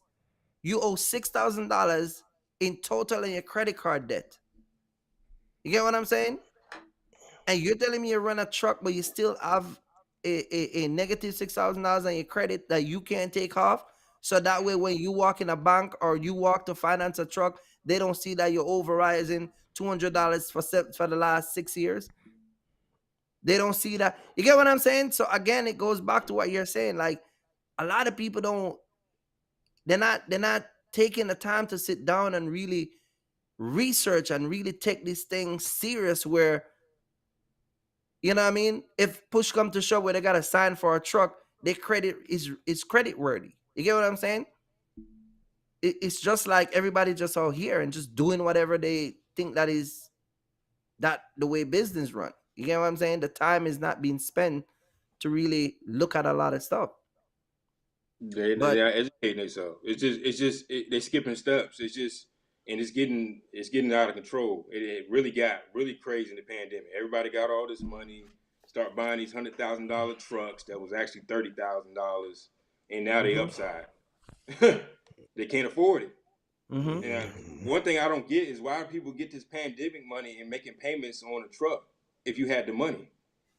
Make it make sense. Well, If I you don't had think the everybody got 100 grand. I think no, the average is about 20. I'm You just said what? saying a lot of people got some money though, but No, they but was They what making got he's payments. saying, no, because I know a guy that got. You remember that guy that I sent you the picture? The one that who? I told you the insurance company they're gonna sue him for 40 grand with the picture tip over, with the load tip over. Yeah, yeah, He yeah, had yeah, yeah. he had 5 trucks. Oh He yeah, had that's the five same trucks. guy I talked to. Were Yeah. they rider trucks? No, the one that that I sent you the picture where the freight was unsecure and it tipped over and the He insurance he had 5 company. box trucks, right? He had 5 box truck and he That lose he them all. owned or he was renting. He owned them, but they were Okay. most of them was a bunch of international and Freightliner. Okay. What happened? You know what I mean? So he lost all his truck. That truck that he have was the last truck Right. So he came in during the pandemic in the pandemic. and he came bought up a out bunch right of- after. wanted to be a boss. He wanted And to be do, that but, boss. what was he doing with the box trucks? Middle He mile, was, probably. he was doing the middleman stuff. Final mile was doing Home Depot at one point. This is my thing about box trucks. Mm-hmm. I don't understand why guys get box trucks, but they have all their eggs in one basket. Like they like, oh, well, I'm gonna go to Amazon and that's it. Oh, Well- so don't. Whoa. Oh. I don't understand. What is- It's Don't go there, man. Hey, we don't say that. We don't say that word on this channel, man. I went to war last year. But it's like that over here. Julio. In real No, I life, get it. I agree with you. I had to go to war. You understand? I started my channel in the ass end of everything. So Amazon last year, around this time last year, you couldn't say no wrong about Amazon. So I get you. I got a video. History is best qualified with this document. I got videos from this time last year that says stop putting your eggs all in one basket. Mm-hmm. I went, man, they tried to crucify me. Yeah, I don't get it though, cause I'm set up. I got an Amazon account, never used it. Why? Even when I do get the box trucks, why would I deal with Amazon?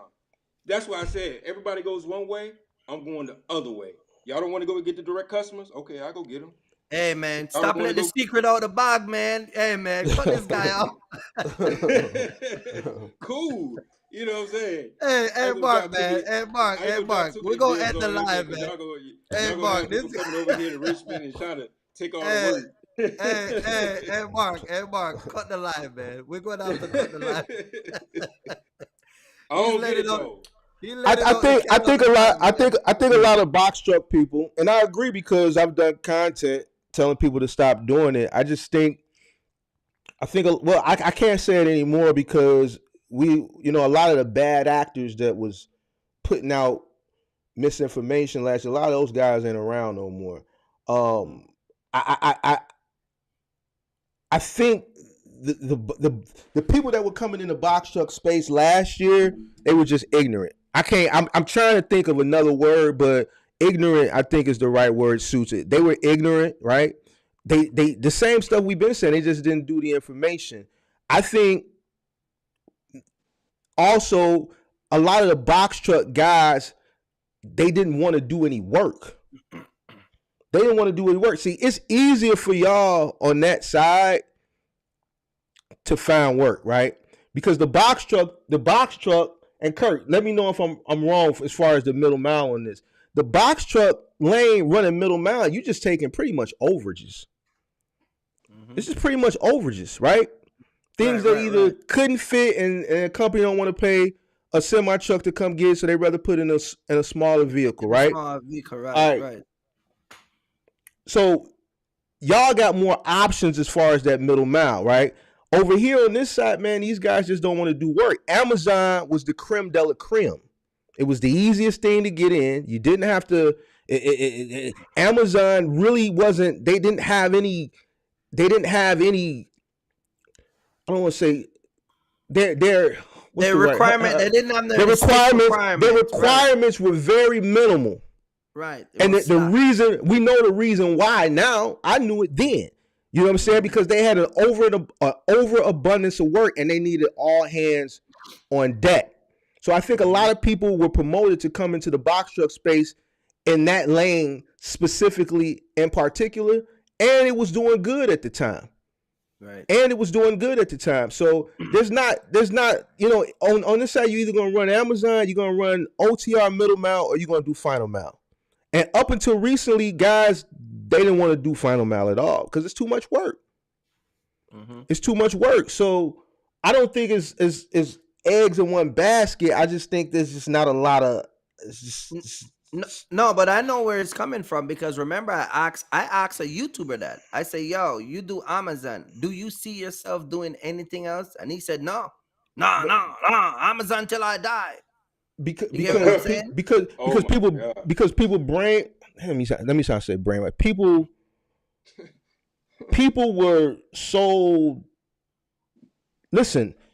History repeats itself. Amazon has showed that, you know what I'm saying, they will switch their business model up in a second and say the hell with you. You know what I'm saying? While it was good, right? But you know, these gurus on this side or people influencers, let's say influencers on this side at that time were promoting Amazon because the requirements to start your box truck business were very minimal if you went the Amazon route. You know what I'm saying? So a lot of people got hell bent on Amazon. They got hell bent on it. You know what I'm saying? So I don't I don't think your question was why people put all their eggs in one basket. You only really got three options on this side. Right. See, on that Yeah. side, you got more options. You see what I'm saying? You got more options. You can go reefer, intermodal. It's just a bunch of different things you can do. Hazmats, you know what I'm saying? It's a bunch of different things on this over there that you could do. Here, you go on Amazon, you go on middle mile, or you go on final mile. That's it. You know what I'm saying? That's it. So, and we know Amazon, you know, people ain't, you know, it ain't But all but cracked up what people thought it was, what it was, what? but see, But here's the thing. Here's the thing. Here's the thing. What Cooley just said. When everybody was running this way, you were running that way. See, they don't even understand what you mean by that. You get But what I'm see, saying? the thing about box, the only way, the way I move now is based off customers base. Mm-hmm. Mm-hmm. Box trucks, I got opportunity for box trucks based off of my semi trucks, the mm, network. Mm-hmm. mm, Hey, can you get a box truck? And I keep the truck moving. Hey, can you get a reefer box truck? I can keep you moving. These wasn't like I knocked on somebody's door or whatever. These based off of networking or based relationships. off of customers Right, that right, I'm already right. dealing with. Right. You know, that's why I said I don't understand why. Because me personally, get a box truck. I'm not going. I'm not doing Amazon. I probably won't even do Final Mile. I'm gonna do Mm, what the customer already reached out to me about. We already had conversations about. You mm, know, and I got and they told me pretty much reefer box truck. Nobody really does it, and I'm mm, like, why not? They've been looking for people to do it. I'm like, okay, well, I could put something together, go get them, and you keep the trucks moving, whatever, as long as it makes sense. But that's mm, more specialized. You Mm-hmm. mm, know, I'm familiar with reefer box truck because I got reefer trailers. I do Right. refrigeration on the semis. But mm, you know, once you start getting more specialized stuff, the doors start opening. mm. Once you make those connections, once you start talking, you know, guys that's doing semi trucks, they want to convert over to box trucks, but at least have some type of game plan. You Why? know, people out here, you know, Why they selling want to do that? what? Who wants to convert from a semi to a box truck? Just like guys that convert from semi trucks to hot shot. I still don't have that answer. Right. I don't know. I never can understand. I guess I can say I understand because I mean we do know why. The capital is just not there. For most of these guys, the capital is not there. They don't have 50, $60,000 put down in capital for a blow motor. You So get you what I'm saying saying? they don't have enough cash flow? They don't have enough cash flow. And like he just said, you sign a $129,000 truck in the pandemic. Some of these box trucks are more than semi trucks. I'm talking box truck. I'm not talking semi. I'm talking box truck. And here you are, this whole entire thing come to a pause, and you left with the bag hanging. You still gotta pay that $4,500 a month between for the truck and insurance. And you only coming home with $1,500 a week. You get what I'm saying? You got Yeah, a car note, you got market, you got a car note, you got a mortgage, or you got an apartment. So you upside it on every week. You get what I'm saying? So those mm-hmm. guys are gonna always have to, if they want to stay in the business, they're gonna have to know. go trade that truck in or get rid of that truck somehow, some way, and buy, get a used hotshot vehicle and start out with a non-CDL trailer. You can start up a hotshot vehicle with $30,000 between truck and trailer. You see what I'm saying? So that's what he was saying, guys. So again, the money's not there. That's one of the biggest issue, the money. Running one of these truck and maintaining one of these truck is not a joke. I talk about it all the time. It takes a lot of money. I'm in Arizona. I left Pennsylvania, Jersey. I spent $3.49 for gas, right? I come down here and I buy gas for $4.65. You hear me go at the pump and tell the lady $5.50 and still, I said $550, fill it up for me, and still walk away with money in my pocket. Down here, $5.50, I look in the tank and I still need more. You see what I'm saying? They don't have that money put down. They don't have those cards. They don't. It's crazy, but they don't. So we're talking about an owner operator who came into the space, 2020, 2021 ish. We're talking about that owner operator, and they just don't have the capital. They had the capital, but they don't have the cash flow because they have excessive overhead, right? And they just don't have enough money coming in. And like he said, they don't have no credit to sustain their business. No credit, right? They don't have no credit either. Even if they had credit, and let's say they was running off credit, they still would be in the same position. They would still fail because they don't have because think about it.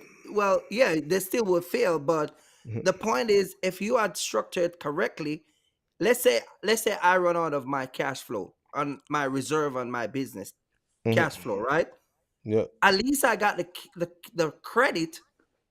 You get what I'm saying? Because my business history is gonna speak for me walking in a bank and try to get a line of credit.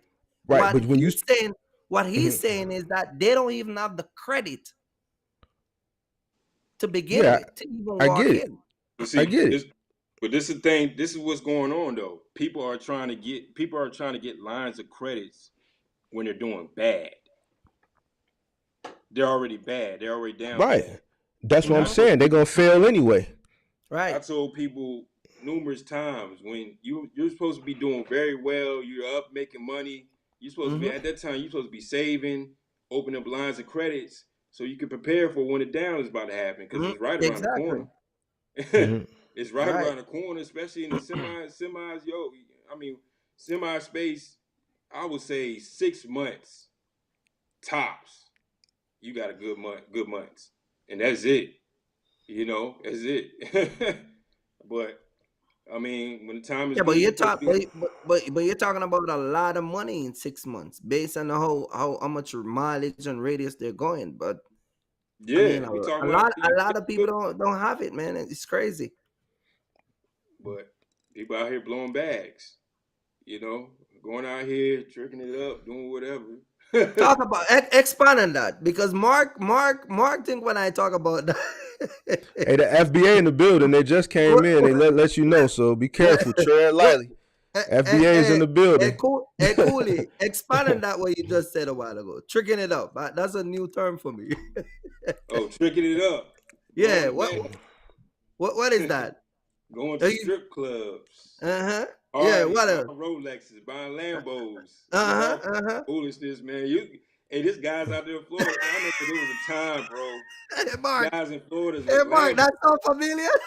Lambos. See, at the back truck you got one truck, you got a Lambo. Oh, Mark. Oh, Mark. Hey, is those guys selling courses and mentorships? Is these the guys we talking about? They might have got snatched up by one of them Chicago guys. I don't know. They might have. You know what I'm saying? They might have. Hey, Cooley, I tell them that these guys over here with their box truck, the first profit they made, they go to an Hellcat dealership. I tell Mark all the time, man.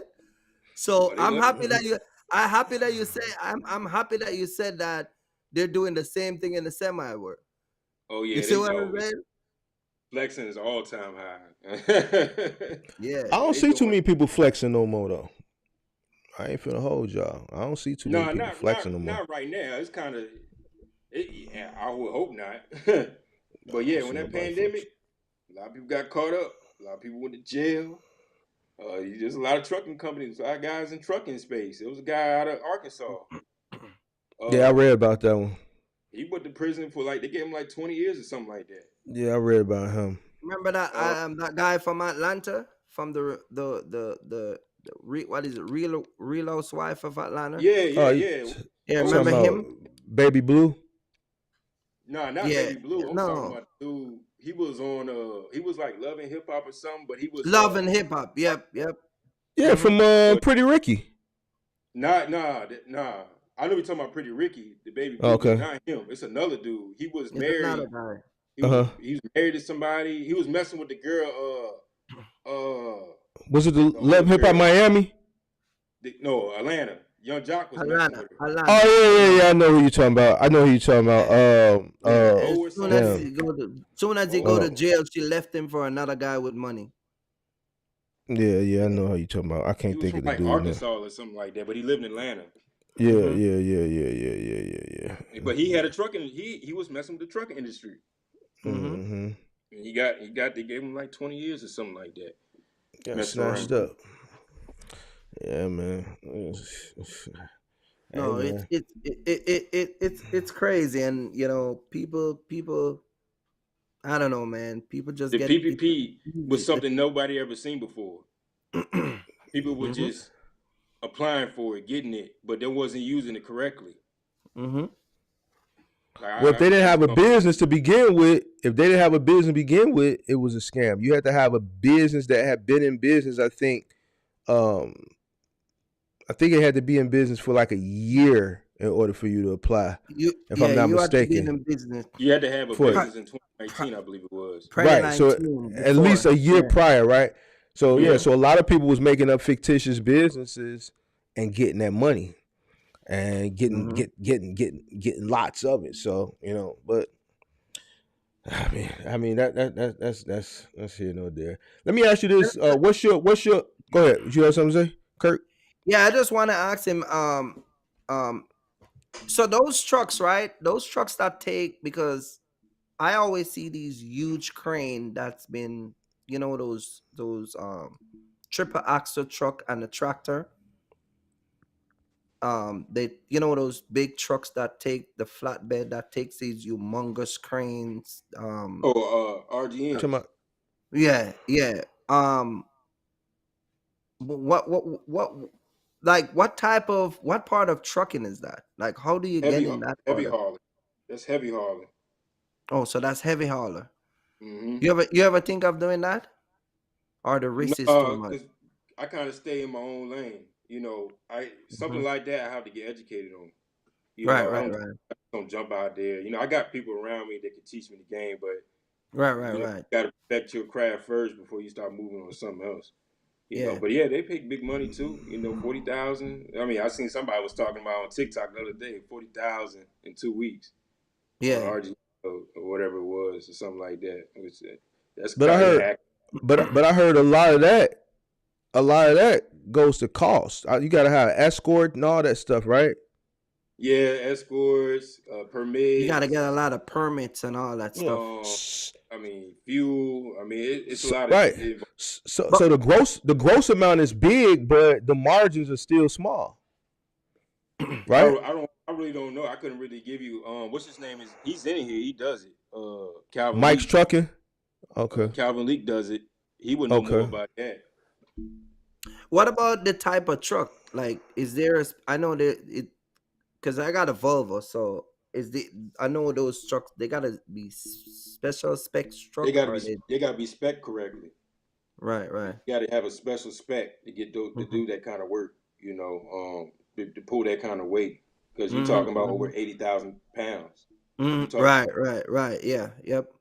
Yeah, Yep. so your truck got to be spec for it to do that. That's why you see most of the time guys with the long noses, Mm-hmm. pulling that type of stuff. You get a couple guys with those Volvos and Freightlines and they got it tweaked and stuff, but they're not gonna be doing it too long. They're gonna be on the side of the road somewhere. Mm-hmm. Winging Right, it. right, That's what right, we call it. We call it winging it. right, But right, right, but right. yeah, I just do refrigeration. I started messing around power only. But Mm-hmm. I don't get involved with I stuff that. I have a friend that does refrigeration, and he complains a lot. A lot of the times, and you can probably talk about this. I don't know if it happened to you a lot, but I know they reject a lot of the foods that not your fault, but a lot of the time you get food that's rejected, or they'll give you back like four. Like this guy had like 6 pallets of apple that they rejected. It happens. I mean, I can probably count on my hands how many times it happened to me. But what Depending, causes that? sometimes you get product that's scarred. Say we could talk about like watermelons. Mm-hmm. Watermelons, if they scarred, you take it to Walmart. Walmart be like, "Oh, I don't want it because it's scarred. It has scars on all the watermelons. They might reject it. Then you got to take it to get it salvaged. So now you got to find a place to get it salvaged. But Mm. sometimes you can get like bananas. You take it to a Walmart and they might be like, "It's high temps. We don't want it." So now you're dealing with either a claimant situation, or if it's your fault, now you gotta pay you're getting a claim done.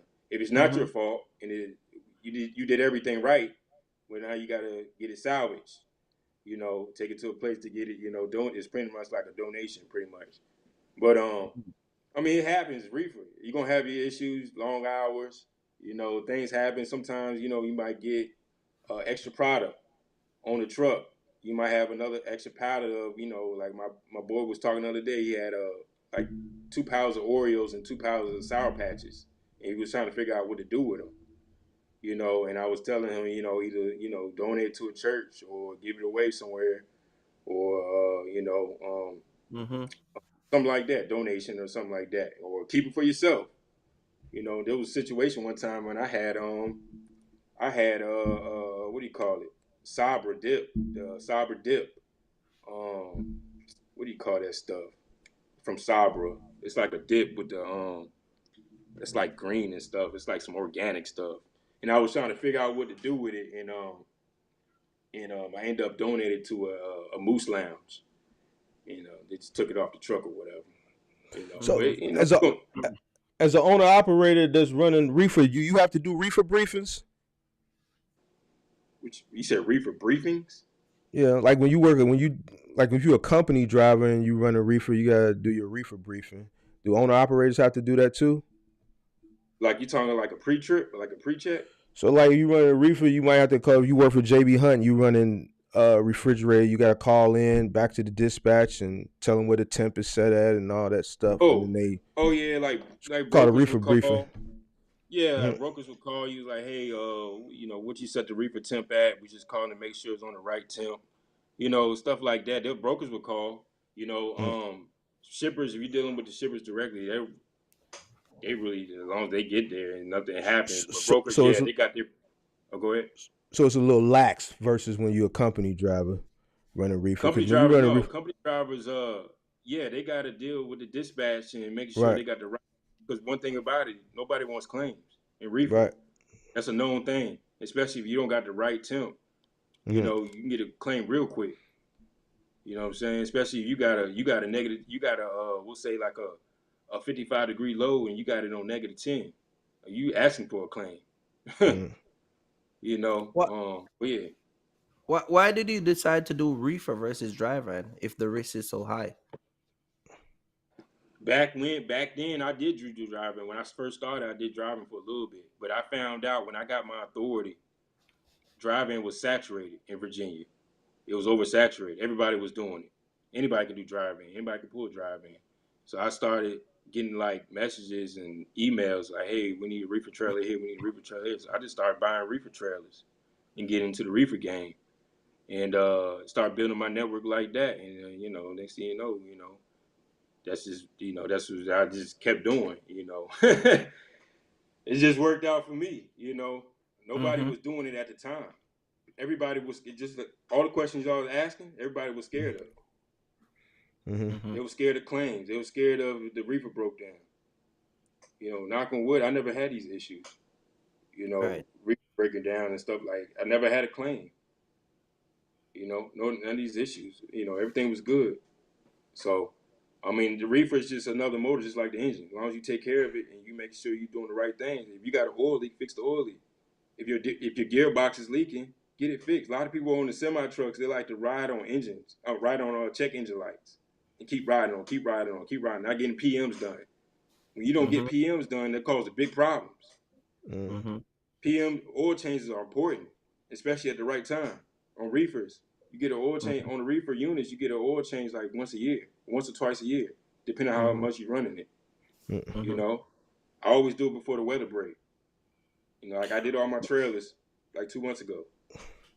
Let me ask you a question because I heard this a lot, and I came in a box truck, right? Right. I came in the with a box truck, and now I'm doing the semi. My semi I haven't owned it a year as yet, but I've heard that same term that you said because just not from YouTube, but from people that I heard that own semi. Don't get a driver and get a reefer because the semi market is saturated. Do you really believe that? Because I come out here and I'm doing well in the in my driver. Do you really believe that the market for the 53-footer driver is saturated? And if so, why do you think that?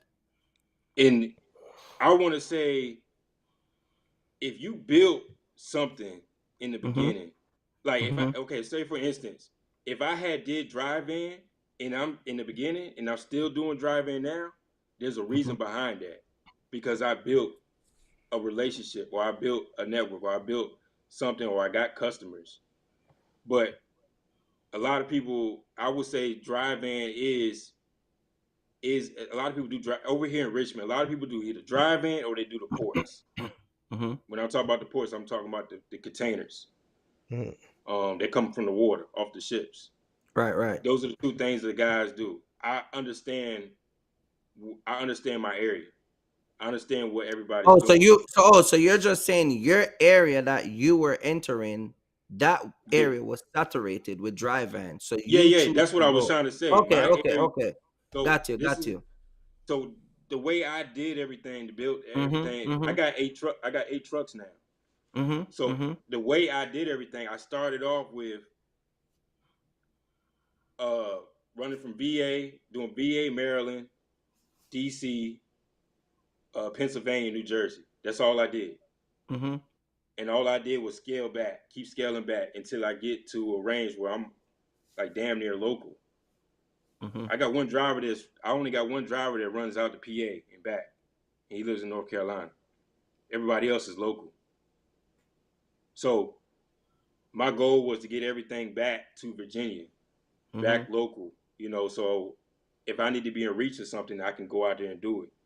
If I need to go hop in my truck, I can go out there and hop in my truck and go grab the trailer. Because Right. you're gonna have issues with drivers, breaking down. I got 50-50 now with owner operators and I got company drivers as well. So I started expanding to the company driver sector because, you know, I wanted to like alleviate the contracting fees. Mm-hmm. I wanted to do away with because I was dishing out so much money on contracting fees, so I had to bring in more of my own trucks. So that's why I did a mixture between owner operators and company drivers. But I always be, that's how I started was owner operators, and I always, will still continue bringing on owner operators. But I'm also gonna bring on if I bring on 2 owner operators, I'm gonna bring on one truck, one company driver truck, which means I have Mm-hmm. to go buy another truck. But But let uh-huh. go ahead. But let me ask you this though. Do you think the trucking market is oversaturated with trucks? As a whole, Yeah. yeah, it's too many trucks out here still. Way too So many you trucks. think so why but why do you think that is the freight is you're Because saying that the freight is not here, the amount of truck is here, there's more trucks than freight. That's what basically they're saying. yeah, it like I said earlier, it does this every year. It brings in a lot of guys and it weaves them out. Mm-hmm. Brings in, weaves them Mm. out. It weeds the people out that can't withstand the market. It does this every single year. That's why I'm never surprised. We always good because when the market's good, we still every day I'm still building. I don't just get complacent. I don't just rely on what I got. I'm still continuing on getting more contracts, more dedicated freight. It's an everyday thing. You know, my team, we still can continue on to bring on more freight because I always rather have more freight than more trucks.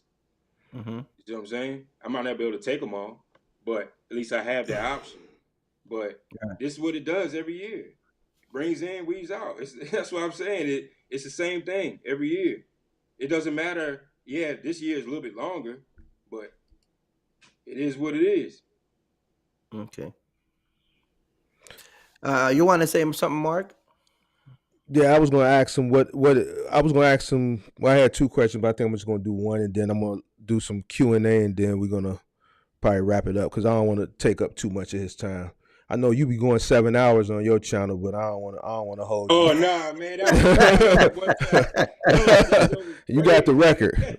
I went 6 hours one time, but then I said you did 7 last week. I'm like, oh, he got the record, man. 7 hours. I kept clicking out, coming back in. I'm like, damn, they still on here. Yeah, that was crazy, man. You got the record. You got the record, man.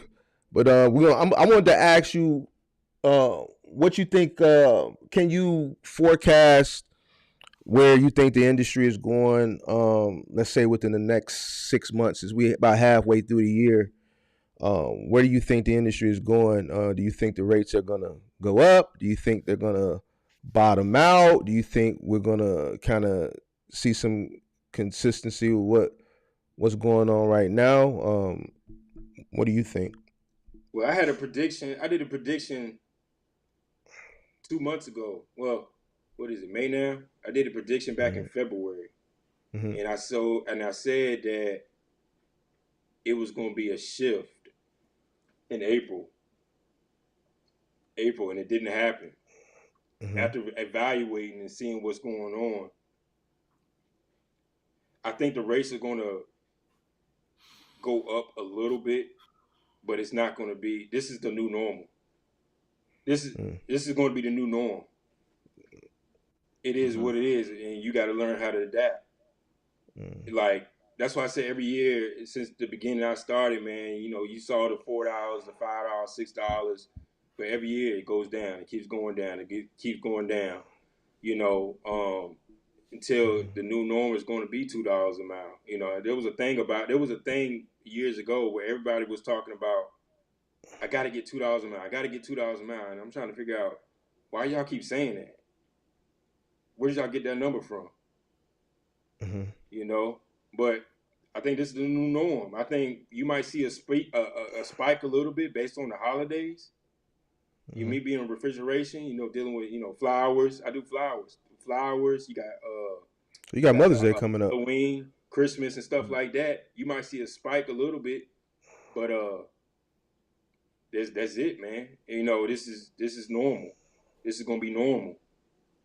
But yeah, I said the same thing. I hope that I'm wrong, but we shall see. I can't, you know, we can only make predictions.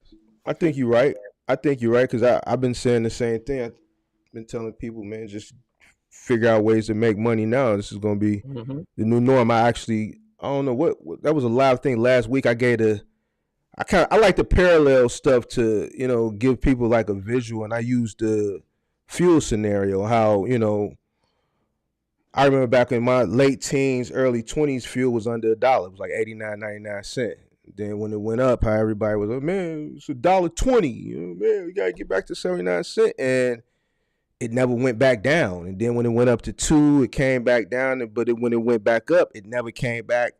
So on and so forth. And how it just, once it went up and just kind of stagnated there, that became the new normal. I 100% agree with you. I think the rest of the year gonna kind of play out the way it's been now. We probably gonna see a little bit more decline. It'll bottom out, and then it'll probably go up a little bit.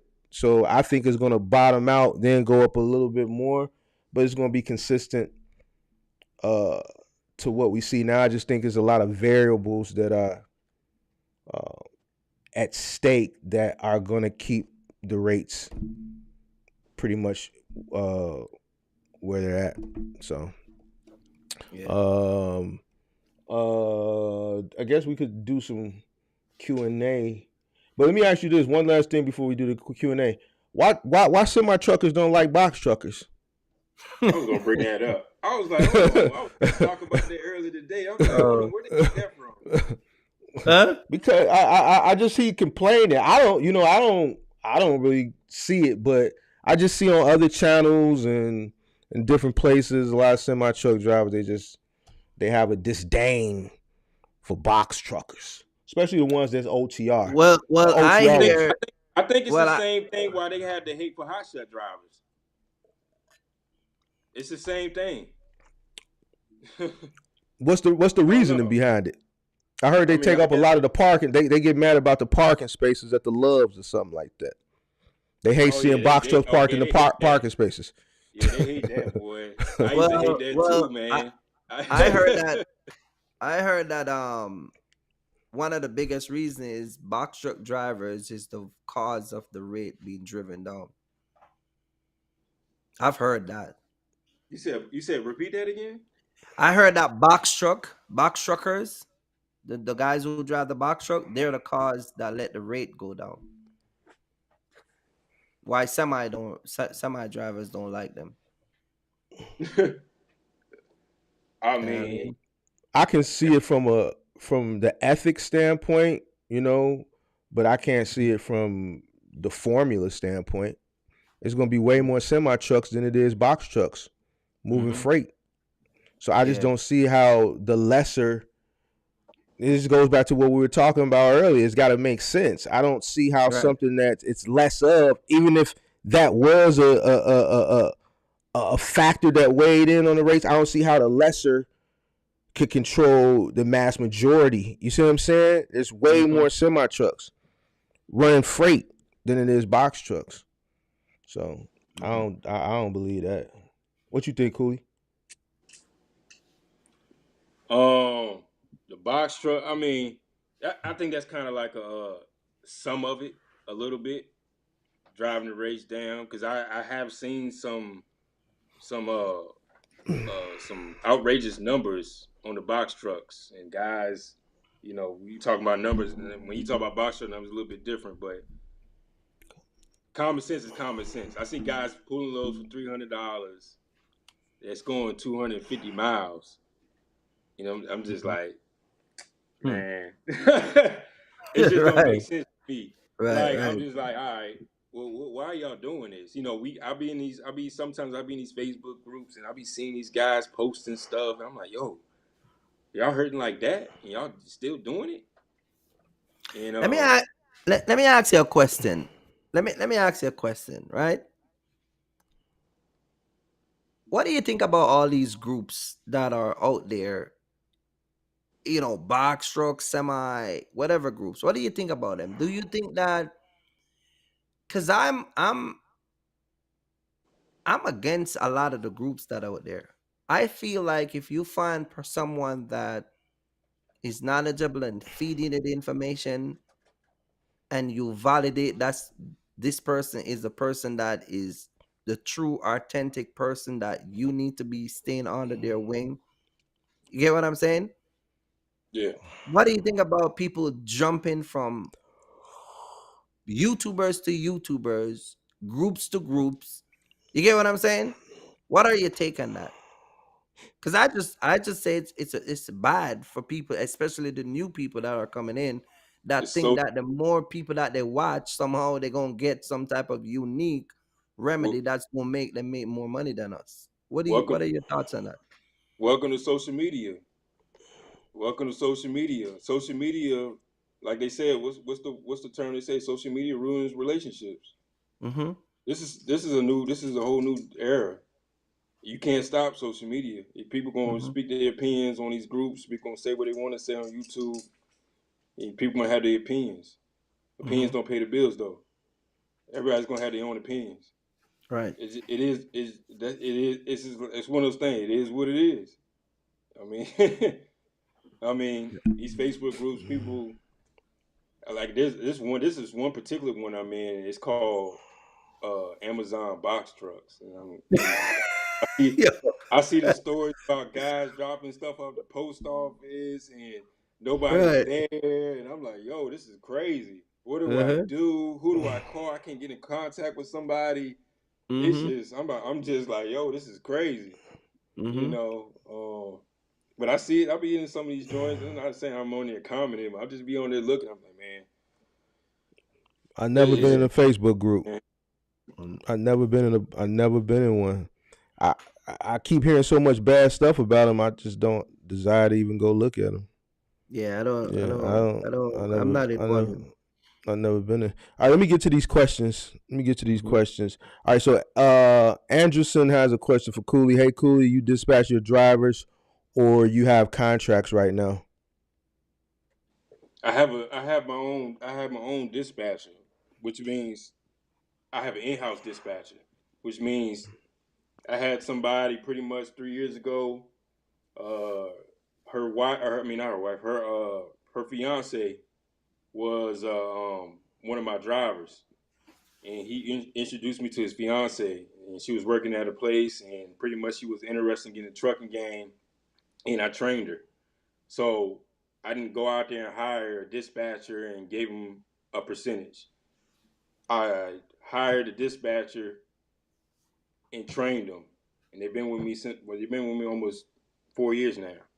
So that's what I did. Yes, I have a dispatcher that I train, in-house dispatcher, and yes, I do have contracts, and yes, I do have relationship with different brokers. So I have both. Okay. All right, next question. We'll let I don't know. Cool, you can go and answer. And Kirk, if you want to chime in, do you think the driver shortage is a myth? Somebody asked me about that too, man. To be honest, um, I don't know if it's a myth. It's more of a because I get so many people apply to come over here. It's a lot of Mm-hmm. drivers not getting paid correctly because Mm-hmm. a lot of companies can't afford it. But it's a lot of people job hopping. As far as being a myth, I don't think it's a myth. I don't think it's a driver shortage. That's just me personally. Um, but yeah, you can answer that question, Kurt. Yeah, I don't think it's a driver charges. I think that people are not treated fair. I think that most drivers don't get treated as human being. Um, being up in one of these truck, it can get to you after a while. I mean, I'm in a hotel because I can afford it. But what about a guy who can't afford it? I've been on the road for 2 weeks. I don't want to be in a truck every day. You get what I'm saying? But if guys are not getting paid correctly, and even if you take it on an owner operator level where it's not you as an owner operator, say you scale up to 3 4 trucks, treat your driver right. you know you have him sit at a truck stop for the whole weekend last week. At least this weekend, give him a weekend at a hotel. You get what I'm saying? um Check on him, make sure that he's like me and my wife, Saturday when I was on the road running coming over here to Utah, she called me and she said, "Hey, where you at?" I gave her my location. She called me back. She said, "Look, I ordered luncheon for you and your driver at Applebee's." You understand what I'm saying? Like stuff like that is what keep drivers around you. I think a lot of people think that when you have drivers come around here, I think there's a lot of degrading going on. You get what I'm saying? And I think the bigger the company get that they go to work for is the more worse it is. That's just my opinion. So guys rather just say, "No, I'm not going to be a truck driver." The hell with that. You get Hmm. what I'm saying? Hmm. So it's just a lot of factors. Drivers. If you get a good driver that will come and you treat them right, treat them with respect, pay them on time, they'll stay with you. Show them that their job is appreciated. And I think that's what big corporate America missing. They need to hear the people that are actually doing the work speak to them rather than listen to these big opinions from shippers and brokers. And this is where brokers transparency might come into a play where I'll disagree, Because a lot of the time, these people don't need to be listening to brokers. They really need to listen to people that are doing the actual work. You get what I'm saying? And I'm not saying broker like, you Cooley, you a driver slash broker. What about a guy who would never been in a truck? You get what I'm saying? I don't think certain conversation when it comes on to trucking, he should have a say. Because all he's going to go up there and do is tell a bunch of stories. He never have to wait on the side of the road for 4 hours. He never driven in snow. He never drive through Texas and the wind is blowing and the truck is almost blowing off the road. You get what I'm saying? But I think if we have more companies willing to sit down and listen to guys who are actually doing the work, then we will be able to put more guys into truck. I think that's what me and you and Mark need to do. We need to go around and maybe be a guru telling these corporate companies why you ain't got no driver. You get what I'm saying? They already I already got some companies that consult with me. They've been doing that. No, but you understand what I'm saying, right? Correct me if I'm wrong. I get what you're saying, but then I can go with the technical aspect of that. Mm-hmm.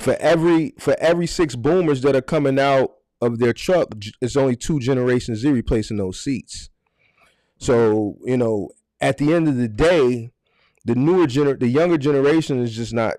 They don't want to drive trucks. They don't want to do anything. They don't want to be plumbers. If you look at I say this all the time. If you look at all enrollment for apprenticeships, they're all down. Carpentry is down. Electrician enrollment for apprenticeship is down. Plumbers enrollment for apprenticeship is down. Carpentry is down. Mechanics is down. So, is there a shortage? Yeah. I believe wholeheartedly is going to be a shortage, and it's going to get smaller and smaller and smaller. But then on the flip coin, look at it like this: what if there wasn't a shortage? If the freight to truck ratio right now is a little bit under 2. All right, so let's say 2 to 1. For every 1 truck, there's 2 loads available. Right now, if you add more truckers and more trucks into the equation, if you complain about the rates now, what you think the rate's going to be then? Mm-hmm. You see what I'm saying? You see where I'm going with this? All right. So, yeah, I wholeheartedly 100% believe there is a trucker shortage, but it actually benefits the people that are in trucks on the road. Does that make sense? Yeah. You know what I'm saying? So, yeah, I 100% wholeheartedly believe, yeah, there is a trucker shortage. It's for every 1 truck, there's 2 loads. You know what I'm saying? So, there's more loads in his trucks, but I think that works in the advantage of the trucker, because if you add a plethora of more truckers on the road, it's going to be less loads and it's going to drive rates down. So I think it works into the advantage of the owner operator that's in the market in the field right now. And I believe those numbers are going to continue. As more boomers come out, a lot of these old boomers that are coming out, those seats aren't being replaced. For every 6 boomers that come out, only 2 generations Z are filling those seats. So yeah. I saw another question. Only man in the world who thinks there is a trucker shortage. LOL. Okay, well, man, do the numbers, man. Just look at the statistics, bro. Look at the statistics. I'm not saying it's a bad thing, but it is what it is. I'm not the only one either. Yeah, because the shortage of truck on the corporate side actually work in the favor from me and that's what I'm saying. Let's say if it was 1 and 1, where people complaining now, but what if the loads was 1 to 1? Mm-hmm. Think about it. What would the rates be? What are you saying? 1 truck for if there was 1 load per every truck, yeah, what would the rates be compared to where they are now? You don't even want to think. You don't even want to think about it, right? Exactly. So yeah, I'm not the only one who thinks that. It's true. Yeah. They would raise the rates if there was a shortage because they need to move stuff. Listen, see, this is going to take us back to the spot market. This is going to take us back to the spot market. I don't want to be here all night, man. I don't want to be here all night, man. Oh, it was another question. Mike Porter, can you broker out loads from selectors? I don't even know what Selectors is. Is that an app? It's a board. It's a board for strictly for box truck. I think somebody had asked in the comment section if you only run semi or if you run semi and box truck. I think I see that. Ooh, I do semis. Yeah, I talked to Mark about, we had conversation about me expanding to the box trucks. Mm-hmm. But I got to get this. I keep buying semi trucks. It's needed more than the box trucks. What I get it. I get a hold on to it one of these days. But right now, I got freight for the semi trucks right now, so I'm gonna go with the semi trucks. Anytime now, I can go get a box truck, no problem. Yeah. uh, Oh but yeah, man, it's crazy out here. I was in Texas. Hold on, let me see if any more questions. You're supposed to tell a company that's been in business for 50 plus years why they can't keep their drivers. You're supposed to tell a company that's been in business for 50 plus years. I guess this is a question for you, Kirk, because you said something about uh, uh, going around telling companies. I know I've consulted with final mile companies as far as uh, drivers, as far as transparency on Mm-hmm. mostly claims. You know what I'm saying? Mm-hmm. Uh, Mm-hmm. but not necessarily keeping them. Usually, when they talk to me, it's about acting as a liaison between the company and owner operators as far as discussing like claims and things like that, consulting like that, because as a as a 3PL, they can't directly train the owner operators, and the new owner operator that's coming into this industry now is a lot younger, a lot more inexperienced, and they just lack this new generation. They're just not mechanically inclined. Let me just keep it funky, man. I'm not finna sugarcoat that no more. They're just not mechanically inclined. So I've done consulting like that, but I think what he is saying, I don't. He's saying he doesn't think that you're going to be able to, or anybody's going to be able to just walk in the door of a company and tell them why they can't keep drivers. I get what he's saying. You know what I'm saying? They're gonna look Yeah, at you I know like, what he's saying. I know. who the hell are you? But I just think that goes back to, people don't have loyalty, in one Mm-hmm. place no more. People don't look at the longevity. Well, if I stick with this company and blah blah blah blah, people just don't have that. They're gonna bounce around now, Mm-hmm. and that's mostly the younger generation. They gonna keep it moving. They don't Yeah. have no loyalty. So that's why I'm saying that the industry is changing. That camaraderie of old, Yeah. you're not gonna get that anymore. And that's just not in trucking. That's in everything. Everything. Yeah. That's in Yeah. everything. You talking about biz. You talking about relationships. People Mm-hmm. can't even stay in one relationship 2 3 months. So it's just I just I kind of hear what he's saying. You know what I'm saying? So I mean, Yeah. you can answer the question though, because he put a question mark on No, it. no, What? no. You answered. Yeah, you're right. Who am I? Who are us to walk in and have a conversation with them and said this is the reason why you're not keeping drivers? I mean, it's up to them. But if I'm talking to past drivers that drive semi plus box truck, those are some of the things that they're concerned about, and that is an issue. You know what I'm saying? Mm-hmm. So, Let me see. Let me see. Loads are worse.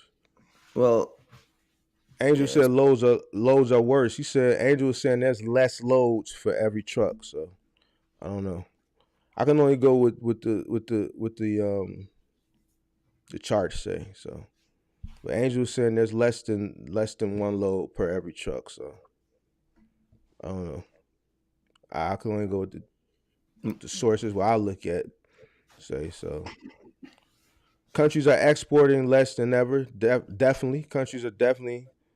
I mean, you can talk on that, Cooley. Are you seeing uh, lesser vessels coming in at the ports than, let's say,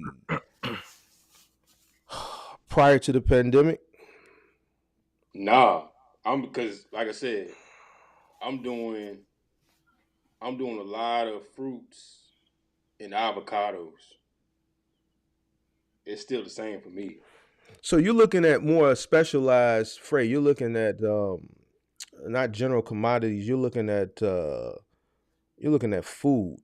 I think I think he may be speaking more on like general stuff Mm-hmm. that's coming General from freight. China. Yeah, stuff that's coming from like China.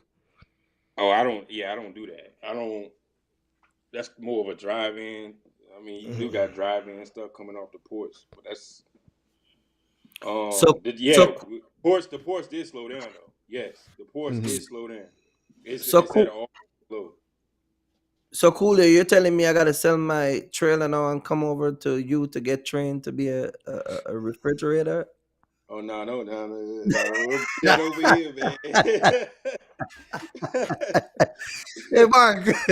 Hey Mark. We got enough But drivers over here. Cause Where you at again? You in Atlanta? I'm man, your PA driver can stay right there, man. I'll run the PA run for you. Oh, the PA. Oh no, he live out in North Carolina. He'll hate me. He doing his thing over there. He running Hey from North Mark, you see Carolina. this guy here giving me a job, man? On a public platform, I asked for a job and he told me no. You see that?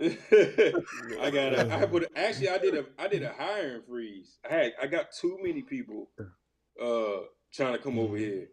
I had to put it on a freeze for a second. I got to reevaluate because, like I said, I want to bring on people based off customer needs.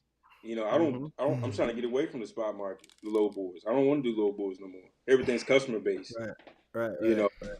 so that's kind of how I move now. Yeah, I got to have something to market to owner operators. Owner operators, Mm-hmm. owner operators want to be home every day and make $10,000 a week. No, man, not me, man. I understand the market, man. Not me, not me. low. that's that's So that's how Cal, it is. is Calvin Leak from Chicago? Nah, he out of Phoenix. I mean, Uh, not Phoenix, Arizona. I don't know, oh, we not just, Phoenix though. I But he just out of left it. Arizona. I just But left Arizona this morning. I went down to what's that Nogales, Arizona, and I see a lot of reefer truck down there. They got a lot of reefer down there. Is there a reason why? It's because of the Mexico border where they just go back and forth. Avocado season, stuff coming across the border. Mm. Yeah. Just like Laredo, McAllen. You Mm-hmm. got seasons in reefer: watermelons, peaches, Right, right. apples, cabbage, lettuce. I mean, not cabbage, Yeah. lettuce. Yeah, I Uh, went uh, down there today. It was a lot of refrigerator trucks. yeah, he live out that way. Yeah, I think he runs AZ to Cali, Mm-hmm. or AZ to Colorado or something like that. Mm-hmm. Yeah, it's hot as Let me hell ask out you. there and shit. Let me ask you a question. You own all your trucks, right? So you got all you own all of your truck, or you just got. I got own four. I got Mm-hmm. four. I own four trucks, and the rest is Mm-hmm. owner operators. I own all my trailers, but I Okay. got a Oh, mixture. okay. Yeah, I So I own. I mean, got I got. so a guy like me that own my truck and trailer, and I'm gonna buy the refrigerator. What do I need to come and see you? You at Atlanta, right? No, I live in Pennsylvania. Oh, you in PA? Oh, I'm tripping. I could have Yeah, sworn you ATL or something like that. Oh, come yeah. here. Come That's what I holler at me. told. I thought you was from Jamaica. If you was gonna make a guess, I would thought you was. I could have sworn he He said said Atlanta. That's what I was. That's what I was or telling you. Florida. Get you with Atlanta. No, What part of PA no, that you out of? me. King of Prussia area. King of Prussia. King of Prussia. Yeah. Yeah, I'm familiar with that. I've been up there a few times. You ain't So too that's far what. from. So that's what We- I'm saying. I'll take the PA guy route from North Carolina. I think he in the chat too. He was in the chat earlier. Oh man, he's there laughing. I'm surprised Is you that ain't doing reefer me? in PA. No, I told you I was coming in based off my box truck experience. Not this Oh is my yeah, I first would semi. definitely be doing reefer in PA. Yeah, yeah. So this is my Def- first semi. So I might look into it now that you say it. I mean, I'm just transition over to semi. So I'm just bringing my box truck experience over to the semi. You get what I'm saying? okay, okay, So yeah, yeah. You you definitely understand don't have. what I'm saying? So I already mastered the box truck thing. I just do it in a bigger, a bigger number over there. You know what I mean? But Yeah, if I gotta look into the set in the reefer, and if I make more money, then yeah, why not? yeah, I'm because you can. open to grow. You know? I Yeah, got I a know that. question. I got a question for you, Cooley. Hey, Cooley, I'm from Roanoke, Virginia. Man, the rates are crazy right here, brother. I think wherever you at in Richmond is way better. I can't even get a load to Oh get out yeah, of Roanoke's a bad area. It's always been Roanoke. bad. Mm-hmm. Yeah, that's 81. The only thing you got out there is bread, and what else is out there? Some other stuff out there, but that's always been bad. 81, Roanoke, Salem, down there in Bristol, all that stuff down there. That's always a dead area. Front Royal going up 81 North, Front Royal, and Winchester and all that coming out of there. It's dead. But yeah, you got to come on the 95 side to get some freight, or come over there Mm-hmm. to the beach area. Right. All right. I Well, I'm think a that's about definitely, it. I'm a definitely connect with you, man. Cause Yeah, come down, and let me know ahead of time because I'll be moving, man. yeah, I'll be no, moving. we gonna definitely connect. And like I said, man, how much those reefers trailer goes for? Now you can get reefer trailers. You can get what 15, 16, 20,000 now. The market right now for equipment is at an all time low. I Mm-hmm. saw a guy the other day trying to sell a 2014 semi truck with 700 some thousand miles on it for $5,000. Mm. Yeah. The market is low. If you're going to buy something, definitely buy now, Mm-hmm. because you ain't gonna see this like this for a while. Right. Right. Yeah, that's Here go a good. question for you, Kurt. Then I'm gonna show his channel, and then I don't want to hold him up. I don't want to hold him Yeah. here too long. You know what I'm saying? And I appreciate him coming over, and we got down to the bottom of some things we disagreed on, and Mm-hmm. but I think conversations like this is healthy. You know what I'm saying? In the Yeah, space, definitely. whether it be box truck, semi truck, it's healthy because ain't nobody doing it. Everybody trying to sell somebody something, which is nothing wrong with, but um, I think you need more people that are out here that are helping people. Um, um, because there's not a lot of people out here that's helping people. Not a lot of people that are out here that are opening these platforms up, and it's just not even just us sitting up here and talking to people. It's the people in the chat that's engaging, going back and forth. I think all this is healthy. So it was a question for you though, in the chat, Kirk. Are you driving a box truck, or are you only driving a box truck? Oh, I just put it on the if I'm screen. driving a box truck, where is it? Yeah, I just put it on the screen. Hold on. Okay. Let me put it back up here. Right here. You see it? Oh, hey. Oh, okay. Oh no, I don't drive a box truck no more. I don't drive a box truck. I started out with a cargo van, then I transitioned to box truck, but now I have a semi.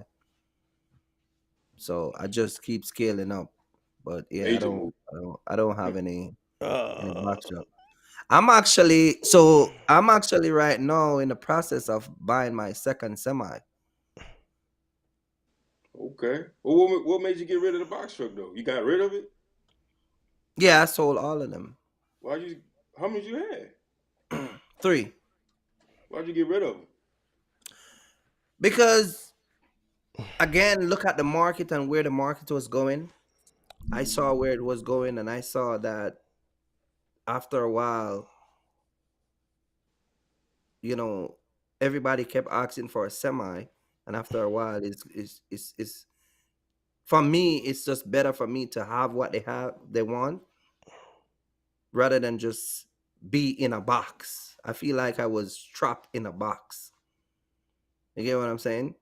I would show up at brokers and they would have an extra pallet that would put me overweight, so I lose that load.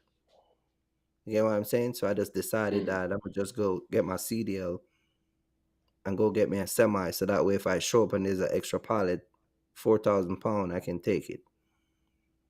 Makes You get sense. what I'm saying? So yeah, I made that decision, and I'm in the process right now. You know, just waiting, watching the market. Um, what really going on is really the interest rate. Kind of stopping me right now from getting the second truck. Interest rate is kind of up there. Well, dealing with dealers. Yeah, they're Dealing gonna with add their dealers, little, right, yeah, right, they're gonna add their little fees. And then exactly. if you trying to, and I tell people if you're gonna buy a truck from a dealer, Mhm, and I learned the best way to do this is actually go to your bank, your own personal mhm, bank, mhm, and try to get if you don't have a business account, or I should mhm, say this, if you have a business account and you're able to get you know a loan through that account or mhm, through that bank, get it.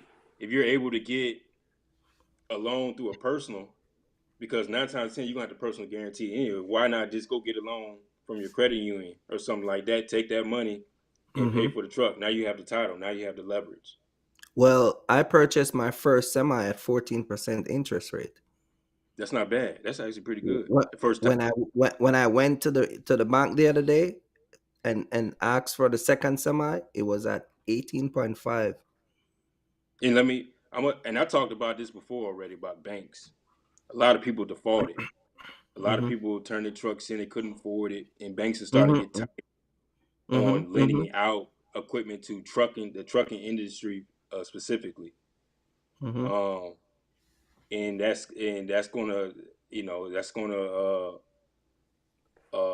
gonna that's gonna it's gonna be the new normal for right now until until they start seeing they're gonna start asking. I'll be surprised they start asking for financials. Well, so there was a couple option that was put on the table for me to choose from, and I mean they're like we talk about, they're just it's business. You get what I'm saying? I could either go with a 84 months, which would be a longer term, and that would be bad because you know 84 you. months. I never even heard that one. But Oh yeah, oh yeah. you bought your first semi truck during the pandemic, right? I bought my first semi truck through Volvo What year? in the pandemic, the Last year, 2019. right? Mm-hmm. Ooh. But see, so a lot of that interest got stuff to do with the Fed too.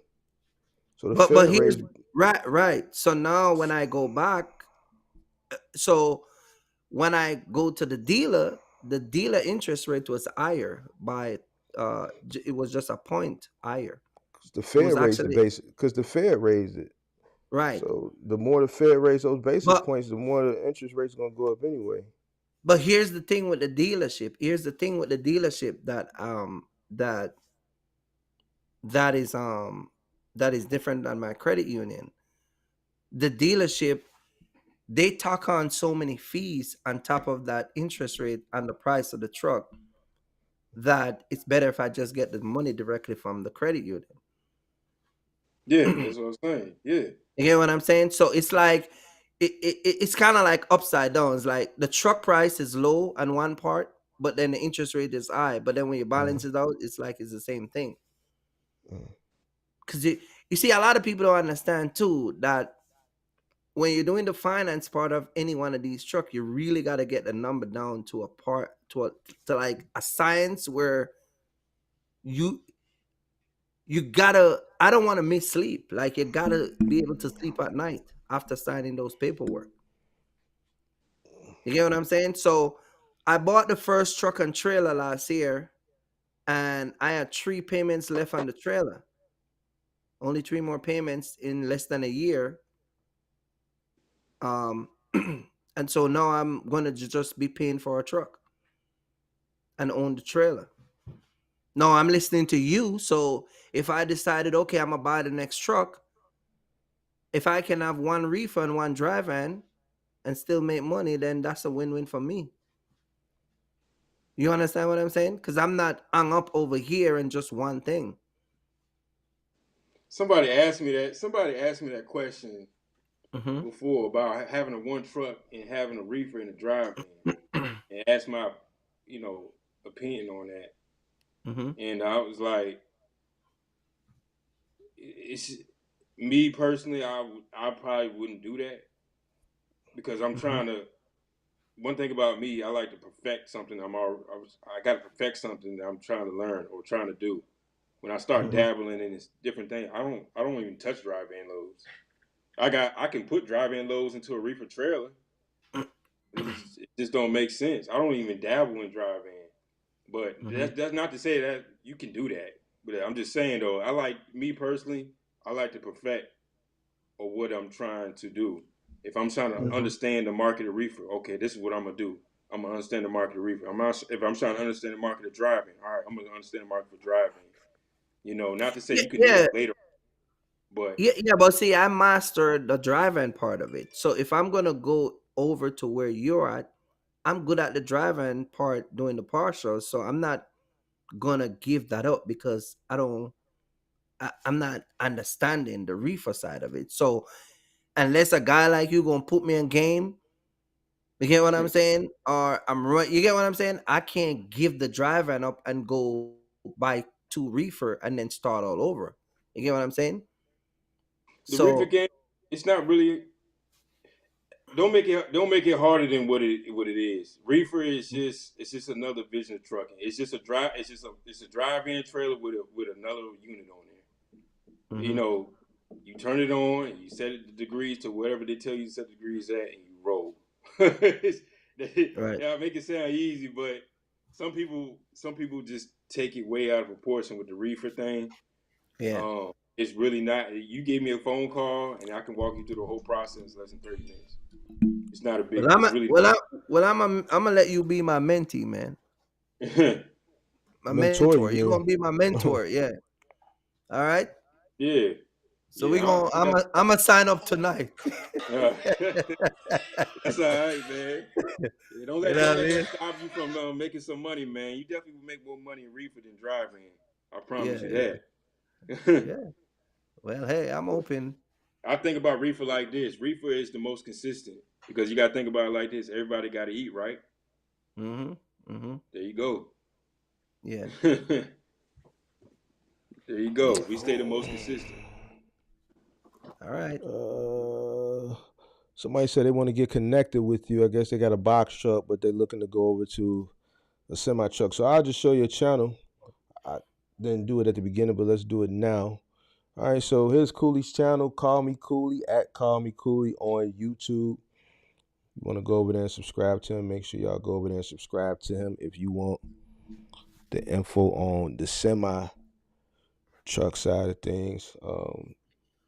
I don't bring nobody on my channel that I don't deem valid. You know what I'm saying? So I'm putting my stamp on them as far as for the semi truck side from this channel. So anybody that wants to transition, that's looking for that type of info, you're trying to Mm-hmm. transition out of the box truck into the semi. I think he's a good source for you to add um, as far as influencers for semi truck. I think you'll get a lot of valuable information. His lives is different from our lives. This is what we was talking about, me and Kirk, a few weeks Mm-hmm. ago. Like the trucker side, they lives are more engaged. I went on one of his lives a few weeks ago. It was like 10 people up there on stage with him. Like, I'm like, whoa. Like, I ain't never seen nothing like that. It was like 10, like literally like 10 people that hit the link. You see what I'm saying? So, yeah, and with that, you got a bunch of semi truckers up there, and everybody's giving their experiences. Everybody's helping each other out. Now, that camaraderie is what I think a lot of people are talking about, and I think that's what the industry has shifted away from. But his channel, once he does go live, you got a lot of semi truck guys that be up there, and they just be giving information, just sharing information. I think it's dope. So. Yeah. Yeah, man. Keep that up over there, man. Keep that up over there. So We've been go check tuning him out. in. Appreciate it. Yeah, y'all gotta come through one of these days. I'm on. I don't know, man. Your crowd kind of tough, man. My crowd tough too, man. But I don't know, man. Yeah, you got speak your piece, man. You guys. We go. Maybe what you and Mark can do is maybe do a collab where you go live on your channel and his channel. Yeah, we could do something. We could make something shake. Yeah, I mean. When the next time you coming to Chicago? Who, me? Yeah, you all right? You said, what you mean? Yeah. I ain't stepped out of Virginia. Man, I ain't been in Chicago in like probably about 4 years now, 3-4 years. I don't leave Virginia. Not in the. I don't really. Only time I get on the truck is a couple of load or for a customer. That's it. But I come out there. I fly out there. You tell me a date, I'll be out there. Hey man, I saw you in Jamaica, man. You know that's my spot, right? Yeah, I'm everywhere, man. I like Jamaica. Yeah. Oh, you gotta. Next time you go, man, you gotta let me. I gotta take you to the spot, man. Yeah, that's like my third time. That was my birthday. That was my third time out there. I was in Montego Bay and Oh man, you gotta let me take you around the town, man. You gotta let me take you around the town. Yeah, I'll take you on that, man. You gotta let me take you down in the trenches to get some of that jerk chicken, man. Yeah, I was trying to find it, man. This dude took me to some goofy spot down in Montego. I'm like, man, this some Americanized. Where'd you stay at when you went to Montego? I stayed at the Rio. The Rio. Oh, you said Rio? Oh, the Rio. Yeah. I stayed at Secret's Wild Orchid, but every time we left the resort, they sent the buffer with. They wouldn't let us leave the resort without. I wouldn't call them a bodyguard, but they made you sign in everywhere you went. Like wherever you went to the gift shops and the little restaurants outside the resort, you didn't have to like sign a clipboard. They had to sign you in and none of that. Because I left the resort and went to some club or some bar or something like that, and I was good. Yeah, the Rio got everything. Yeah, they got everything. But if he goes down to like downtown Montego Bay, where they got all the stuff going on, you know what I mean? Kind of like what you did with us when we come to Chicago the other day. Like you take us to the spot, you know what I mean? Yeah. Yeah, I had to take y'all because y'all got. y'all, the way y'all was, man. Oh man. Man, yeah, man, listen, man. We went to Chicago and take it over, man. We truckers take over everywhere, right? Oh man, Mark was like, man, listen, man, time to go to your bed, man. Y'all yeah, I had to cut their night a little short. I see y'all was at a bar or something. We was at a few places, yeah, but night or Friday or something like that. It was having a little bit too much fun, and I didn't get a chance to have fun because I had to be on my square. But as long as they had fun, then that's all that mattered. Oh man, I was the angry man paying attention to everything. So we came through, and he's a true diplomat, man. He take care of you. Oh yeah, when you come to Chicago, let me know. Yeah, man. Yeah, we gotta set that up. Hey, you know what? Hey, you know what? Maybe we can do that thing that we talk about with Kobe. Maybe we can set it up with Kobe. Who's Kobe? Serious Lane. Oh, Oh, Yeah, okay. Yeah, yeah, yeah, yeah, yeah. yeah. If we can have Cooley come through, me and you and Colby, I mean, Serious Lane, and we can do Okay. a podcast. You know what I mean? And then hit the street like what I told you. Okay. Yeah, Hit the streets. Yeah, just let me know. yeah, yeah, yeah, yeah. He gonna take us to Old Black, man. He gotta take us to Old Black. Old Block. Yeah, Oh man, yeah. I thought Old Block was shut down or something. Nah, it ain't shut down. He Still wanted to go, down right now. but nah, it's up. There's people still living there. Ain't did nothing to it Oh, yet. they changed the name. Nah, ain't did nothing. They ain't did nothing. Oh, He wanted to go there, just wasn't enough time. But I would have ran him over there, let him take a picture in front of the King Von mural like a tourist. That's what he Yeah. wanted to do, but it wasn't enough it's time. cool. So,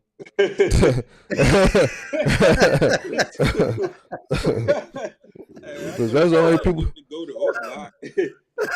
I mean, shoot, I don't know why you would want to go to Old Block. That's the crazy thing. Yeah, Why I you? wouldn't want to go there. Like, come on, man. Oh He wanted to go man. to Old Block, so I was gonna take him there, but Hey, Terrence was ready, wasn't man. enough He was time. like, "Let's go." Yeah. You know what I mean? But you That know it's was crazy awesome. though. You know it's crazy though. A Chicago police officer got shot that same night. They shot her 9 times and killed her. See what I'm saying? That's why I told y'all. Let me take y'all back to y'all room. We would have been out there. See what I'm saying? Got ugly Friday night. So yeah. So they shot her Yeah. 9 times that night, right around the That's time when I was taking y'all back to y'all room. So when they shooting cops, it's time to go. this Mhm. they killed another cop about 2 months ago here. Yeah, Oh but yeah. this lady they shot. This is a female officer. She was 24. I think she had been on the force a couple years. She was 24, and they shot her. She had just finished her shift. She had pulled up in front of her house. She was getting out her car, so she was still in uniform pretty much because she had just finished her shift. They shot her 9 times. Mhm. Yeah. Oh yeah, So y'all on Memphis. yeah, it's rough, bro. But yeah, man, I appreciate you for coming through. I think I saw one more question. Does Cooley need any more drivers? Nah, I'm on the hiring freeze. I just bought this new truck. I already got a driver ready for that, and I'll probably do some hiring somewhere around September. That's the game plan. What do you do to keep your drivers consistent? That you saying you not going to hire till September? Like, what are you doing? Because here's an issue that a lot of people have coming into it. Don't matter, box truck, semi truck, have a hard time finding and retaining retention, keeping drivers. What are you doing that you're able to retain your drivers? I got something to market to. I understand what drivers want. That's why I'm not just a fleet owner that just directs traffic and tell people do this, do that. I understand what drivers want. Drivers want to be home every day. Drivers want to make good money, be home every day. Mm-hmm. Owner operated company driver. Mhm. That's it. That's it. If I tell you right now, I could pay a company driver $2,000 a week and he's home every day. What you gonna do? You gonna jump on it? Mhm. It makes sense. But I have something to market to. That's why I understand I understand my business. I understand what drivers want. You know, Especially owner operators. They wanted. I was an owner operator. I was a company driver before. I know what y'all want. Y'all want to be home every day, and y'all want to make decent money. Okay, that's go after the contracts where I can get that, and that's what I Mhm. did. Mm-hmm. Mm-hmm. So you run your business where you can you're keeping them local. That's the Yeah, that's the pretty key. You keeping them for the local. most. Yeah, for the most. Besides that one guy, that one guy that lives out of North Carolina runs up the PA. He The- has dedicated let, let, dedicated let, free. let me ask you Mhm. this too. I know we said we are going to end it, but man, this just brought up some other things. Why? And I kind of know the answer. I just kind of want to know what your theory is on it. Why don't nobody want to go over the road no more? There was once a time that this was just the name of the game. You get it. You become a trucker. You over the road. Like now, nobody wants to go over the road. I had Why somebody is asked me that? that a while ago. like when I was talking about it, I was like, man, why nobody wants to go over? Nobody wants to work hard. I know back then when I got my authority, before I had my authority and I was leased on, I was out here over the road, away from home for 3 weeks, hustling, trying to build my business. It's like now nobody wants to go anywhere. Nobody wants to go. I don't know, man. That's a good question. Like You I think still social don't media? know. Think social media got something to do with it? Yeah, because there's. I want to say social media, but I do want to say dispatchers. Dispatchers came in this game, just flooded the game. Oh, you can make 7 to 10,000, 10,000 to 15,000. I can send you here. I got freight here in your area. You could be home every day. It was a lot of, and I don't know if y'all get that in the box truck industry, but it was a lot of dispatch gurus. Like Mm-hmm. it was just It flooded. still is. It I still see a Yeah, is lot it of them too. still now. is. I was gonna Yeah, say that it yeah, still is. It is A lot of crazy. people, yeah. a lot of people transitioned out of the box truck and the semi truck when they weren't successful at it, and then they transitioned over into the dispatch.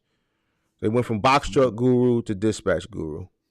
Mm-hmm. Yeah, You but I know, don't know. I don't know why they wanna. I don't know why people wanna don't want to drive over the road no more. I know when I was out there when I first started the business, man, I was trying to get anything I could and figure out the Mm-hmm. game, figure out the business, figure out how the market moved.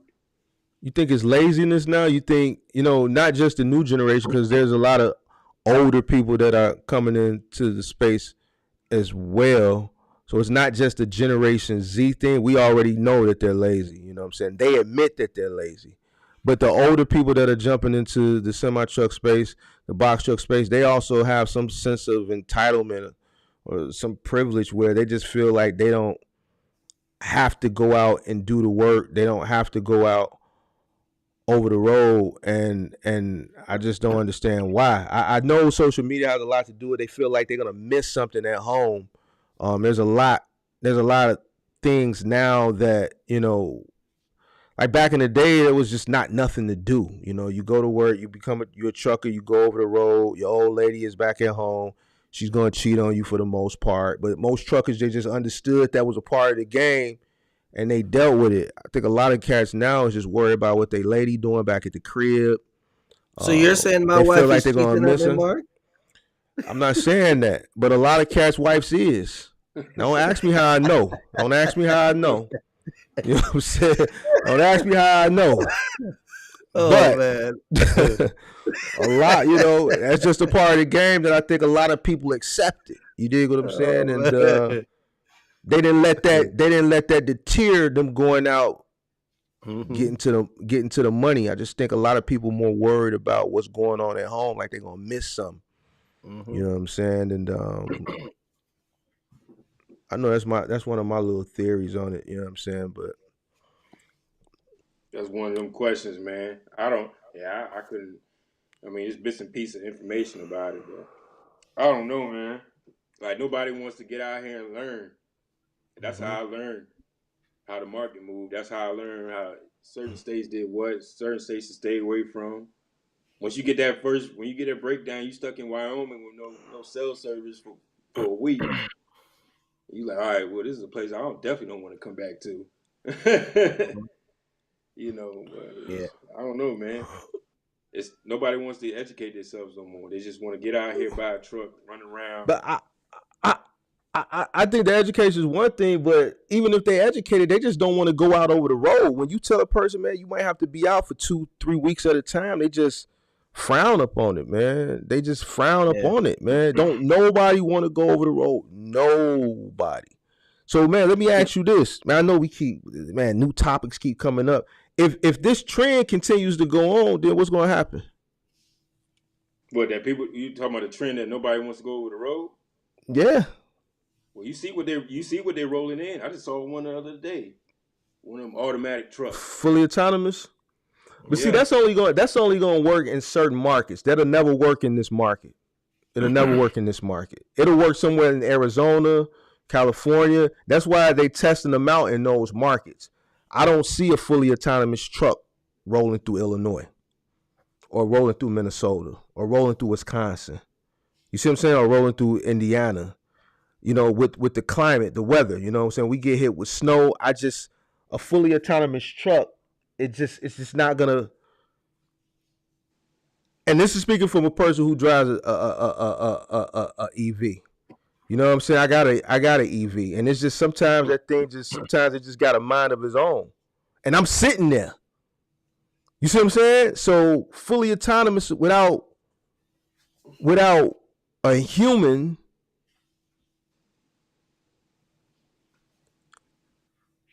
That can calculate things down the road that the computer may not be able to calculate. That's not gonna. I just don't see that happening in a snowy climate. In Arizona and places like that, yeah. So I don't think fully autonomous vehicles can fully take over trucking 100%. They can't. No, I wouldn't say it would take over, but Right. I just saw it. It was just weird to me that I actually saw. I thought I was never gonna see one, and I saw one in my area. I was like, that's crazy. Was it a human in it? No, it wasn't a human in it, and I was like, so you just saw the thing just driving down the road. Wasn't nobody in the sleeper berth or nothing? It was just empty. I don't know if somebody was in the sleeper berth. Nobody was in the driver's seat, and it was moving. And I'm like, I thought that was like a South thing, like a I-10 Florida. That's what right. I thought that was just down south or something. I saw it for the first time. This was like maybe a month and a half ago, and I'm like, yo, this is crazy. Y'all get snow in Virginia? You get snow here and there. Nothing crazy. Maybe an inch or two. Nothing crazy. It didn't snow like that for real at all this year. Yeah, so you think so if this trend continues to go, okay, a percentage of those vacant seats will get filled by fully autonomous, but shoot. For mega what about carriers. The rest? It's for mega carriers. I knew you see what they're trying to. It's more so those trucks are more so for the mega carriers to push out their drivers. I don't think it really has a factor on the guys that own trucks, even though they got the thing going on in California with the AB5 law. Yeah. But I don't think that's going to. Like I said, I always say if California passes a law, the next state that's going to follow up is New Jersey or Pennsylvania. If New Jersey and Pennsylvania follow up on the California, be ready because it's coming all across. Biden has something similar written into the infrastructure bill called the PRO Act. That's pretty much a carbon cut copy of AB5. You can look it up. It's called the PRO Act, and it's written into the infrastructure bill. It's a carbon cut copy of AB5 just on a federal level. So, I doubt it's not something that's prioritized. So I doubt if it gets enacted because, clearly he has a lot of other things that he needs to worry about right now than that. But it's in there. It's in there. You think it's coming though, right? Maybe on a state to state basis. It's just it just depends on what if Jersey or Pennsylvania follows up with California. Usually it's coming throughout the whole. Virginia's always last, but it's always a state thing. It goes state by state. Everybody starts following trends. But I don't think it's going to happen because you're going to cause you're going to start knocking on some doors.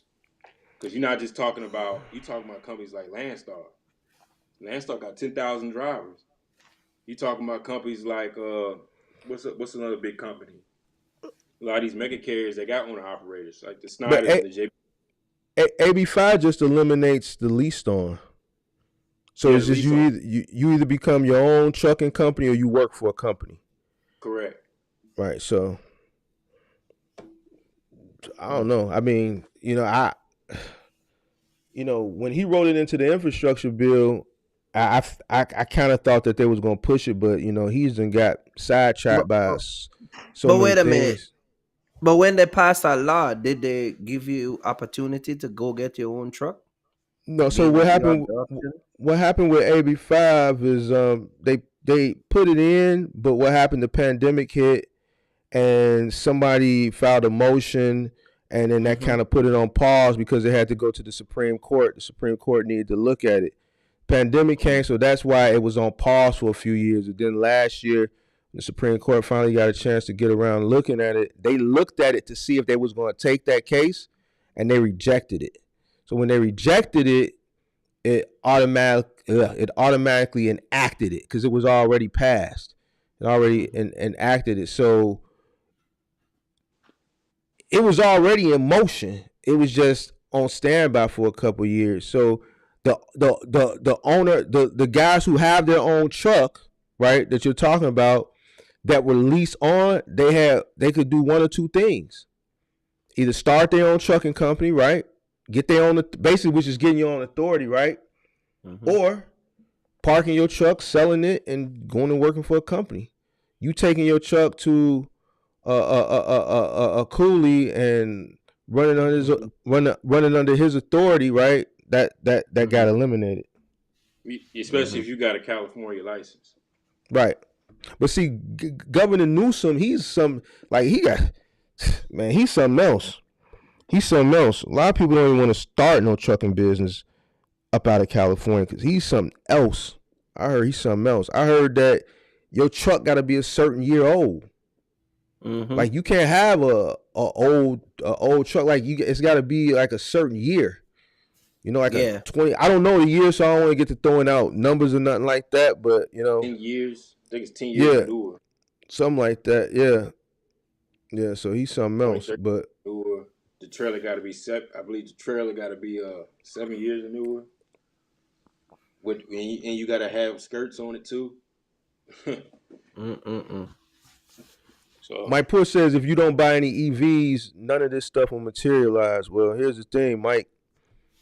That's going to be impossible because the government is pushing EVs. The manufacturers are already transitioning from building gas combustible vehicles to EVs. So they're going to do what the government tell them to do. And it's too many incentives out here that they're giving to consumers to purchase EVs. It's about $7,500 to purchase one, tax credit. And then certain states are giving incentives on top of that up to $5,000. So if you in the right state, you're getting $7,500 from the Fed right there at the dealership. Boom, $7,500. And if you in a state that giving you another $4,500, you know what I'm saying? You going into Chevy and you got enough money to buy a Malibu, and they tell you, well, you get this bulk EV. You know what I'm saying? We gonna knock $12,000 off. The government and the state, we're gonna knock $12,000 off that price and get this, man. That's what people doing. You see, Elon just knocked off. He's been lowering the prices on Tesla. You know what I'm saying? So, man, they pushing people to get these EVs. So it ain't a matter of people not buying them. They buying them. And the crazy thing is they're buying them, and the infrastructure isn't even built to charge these things. It's too many of these things on the street and not enough places to charge them. So I don't know. I think it's too late for that. But all right, man. I guess we can get on up out of here, Cooley. I appreciate if you want to bounce. I don't know, Kurt. You want to stick around? Yeah, man. Well, I gotta go get this thing tomorrow, 6 o'clock. Let me see what time it is. You gotta grab a load. I grabbed it today, but I burned the broker on it. I'll pick it up tomorrow. I told her I'll pick it up tomorrow. Yeah, man. We definitely do this again. It's one of them same day pickup, but you gotta roll it over to next day because who's gonna pick it up at 4 o'clock? You know what I mean? But yeah. Yeah, cool. So I appreciate you. I mean, I'm probably gonna hang out for a little bit longer. If you want to bounce, or if you Kurt want to bounce, or I don't know, I'm probably gonna hang out a little bit longer, and then I'm gonna end it. But yeah, I appreciate you for chiming in, and make sure y'all go subscribe to his channel. Call Me Cooley on YouTube at Call Me Cooley. If you you do some real long lives, real informative lives, so make sure y'all go check him out. But I appreciate you for coming on again, man. It was very informative, and we need to do it again, man. We need to Yes, do it sir. again, man. I'm gonna hit you up. I'll hit you up probably tomorrow. We'll figure out a day. Do something else. Okay. Yeah, appreciate your time, man. Thank you Oh for yeah, I'm coming a, on, man. what's your channel, Kirk? I'm gonna go ahead and add you. And trucking. Huh? And Mark, pull it up. Let him see it. I'll put Mark, it. Mark I'll will put pull it. it up. Yeah, he just yeah. But I'm definitely gonna reach out to you with the reefer, the reefer. Okay. Yeah. No. You Yeah. know Just what I hit mean? me up. Yeah. We walk you through the 30 minutes. You be ready to rock and roll, man. This is channel Oh, on track trucking. yeah. Yeah. Track trucking. Okay. Yeah. So we're definitely gonna eat up the information. Gotcha. Yeah. All Okay. right. All right, Cooley. Appreciate you, man. All right, man. Y'all be safe, man. Appreciate it, Don't man. don't do drugs and don't. You know what I'm saying? Not smoking weed, driving a and don't, semi, and don't, man. and don't run with knife and don't beat your wife. All right, man. Y'all be safe, man. All All right. right. Later. Cool. All right. So that was Oh man. Call Me Cooley, man. That was a good live. That was a good Yeah. live. I appreciate everybody for tuning in. Go watch Um, the live, man. Go rewatch it. It's worth the watching. All right. And you're gonna Mike put it Port. on the YouTube podcast, right? No, it's up there. Yeah, to be in the podcast. Okay. Then I know seeing was a few more questions in here, but I couldn't get to all the questions. I didn't want to hold Hmm. them. You know what I'm saying? But D Walk, I wanted to answer this question, or you can answer or Hmm. whatever. I'm meeting with a potential direct shipper I've had a conversation with on the phone first. She asked me to come in Thursday. Can someone give me some Hmm. pointers or advice? You want to take that? Well, go through the rest of these and see what else I can pick out of here. He's meeting with a direct shipper, so he's Yeah. potentially trying to get her as his customer. So you gotta know, like, what you're moving, what rate. Make sure that you get a contract in place, so that way you're doing a contract base, not just verbally. Um, Drive your truck, so that way you can, of course, drive your truck. Make sure your truck is clean, nice, so that way you can show your truck off what what your truck look like. That going to be pulling pulling the freight. You get what I'm saying? Things like that. I think the most important thing is just ask as much question as you can. Don't be afraid or ashamed to ask, because you're taking something from them. You get what I'm saying? So even if you gotta write it down, make sure make sure that the insurance that you have is the same insurance requirement that they want. You get what I'm saying? And yeah, as far as rate, I'm not sure what type of deal you're getting into, so it can be local OTR, but just make sure that you have a number that is negotiable with the shipper.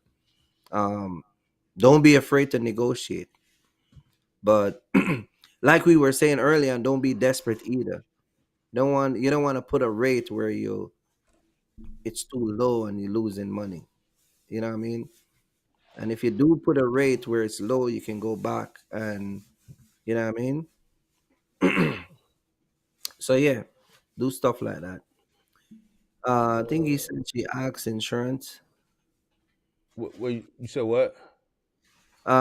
She asked me to send the insurance doc to her, and I already did. Yeah. Who was that? So Where you see that at? I can pull it up. it pops up in the chat. Okay. Oh, okay. Yeah. All right. So again, yeah, because uh, that's one of the most important thing. Everybody have different insurance requirement. So the mere fact that she asks and he send it, then yeah, you're good on that. So just go over there and be bold. Just sit down and just offer your service. You get what I'm saying? Mike says if You you know, don't have a direct shipper yourself, you can't really tell him what to do. You just be speculating, making assumptions. Well, Mike, he's in a cargo van, so he's in a cargo van, and mhm. uh, he's not in a truck. He's in a cargo van. So this Mike is is saying who cannot tell he's basically the telling you war. can't really answer his question, but I told you, man, those guys on that semi truck, man, they kind of mean, man, No, but I kind of rough. I I'm just start joking. doing contract. That's what I start. Yeah, I had three yeah. cargo van in contract. I had three box truck. Two of them was doing contract. Me too. I used to do DSW, Payless, Home Depot. You know what I'm saying? So My what first direct what when what, go ahead, what go I ahead. just hold on. What I just said about insurance. I just said something about insurance, and she said to send it over. Hmm. Why do I say that? Because insurance is critical to getting a customer. It's one of the most important thing of getting a contract or getting a customer. You get what Yeah, I'm saying? you're gonna have to add them as additionally insured too. So, Right. Uh, what are you moving, D Walt? yeah, that's what I'm saying. What is he moving? That's another thing. You got to know what is he moving. You know what I mean? Should I buy a So, compact cargo van or a full size cargo van? Is it easier to get a contract with a full size cargo van? I'm looking at fuel economy to start, then scale it from there. What are you trying to do? Are you trying to do OTR? Or are you trying to do final mile? But yeah, hmm I got the same. I have the same theory on cargo vans. I mean, if you don't got the budget for it, then I understand. But if you're gonna get a cargo van, I say get a 2500 or 3500 extended length high roof. So that way, you know what I'm yeah, saying, you got a cargo van that if you do want to do other stuff with, you already got a full spec'd out cargo van. You know what I'm saying? You could start with a 1500 standard, right? But then let's say, man, you know what? I got time on the weekend. I could take small moving jobs. All right. Or you could do this or you could do that. You know what I'm saying? You might as well just go ahead and get the extended lift high roof if you can, right? If you can afford it, right? Initially, so that opens you up to a broader scope of taking a multitude of different jobs. All right, there's only so much you're gonna be able to do if you get a basic standard cargo van versus if you get an extended length high roof cargo van. So I would get an extended length high yeah, roof if you can. If you can, because it'll give you a wider range of opportunities uh, yeah. versus a standard. Uh, at D Walt, man, what you moving? You just said a direct like what are you moving in your cargo van? Like talk to me. What is it? Is it OTR? Is it final mile? Yeah, you got to know that stuff. Bro, I need to know all that before I can answer that question for you. Mike Poor been real active today in the chat. He don't want us to drive. He don't want us to drive EVs. What else? Maybe you want everyone to take it. They want everybody to take public transportation. Very few have EVs. About 7%. The last time I looked of people who own cars drive EVs. Let me see. What else? What else? Mike Poyer had a bunch of stuff. James says we need more superchargers here in Chicago. Yeah, just the network here is bad. And hmm when it's really, really cold, the lines be really, really long, and a lot of people's cars stall out waiting in line. So, the Tesla network is bad. It's not that many Tesla supercharger stations here, and the third party network is here. EV America, they're so spread out, and then when you go to an EV America, it's only like 4 stalls. Charge point, not that great, not that many of those. And when you see a charge point or a blink or something like that, usually it's in a parking garage that you got to pay to park in. So you're right. The infrastructure in this market is horrible. But I think the city is going to kick some money in, like 100 million or something like that, to kind of help hmm push it along. I think the best market for EV charging that I've seen is probably gonna be San Francisco. I think because that's Silicon Valley. You got a lot of people that are tech savvy, tech driven. A lot of those companies offer free EV charging for their employees as an incentive to get them to come to work and get them to on board with their company. And they offer it for free out there. I think that's probably the best market I've seen for EV charging. Yeah. Let me see. Let me get back to medical equipment, military equipment, manufacturing, heavy equipment. She asked the length of time I've been operating in the Cleveland area. Likely I'll be local, maybe. Yeah, so first thing you need to ask her is what you're hauling, right? Specifically what you'll be hauling, how many stops you'll be doing, and how many miles you'll be doing. So you want to know how many stops you'll be doing, how many miles you'll be doing, and what you'll be hauling. And then you need to find out if this is a one-man or a two-man thing. You know what I mean? You also need to find out if this is curbside, threshold, or if it's final mile. So I hope you're writing all this stuff down. And all this stuff is going to determine how you should, how you should charge. So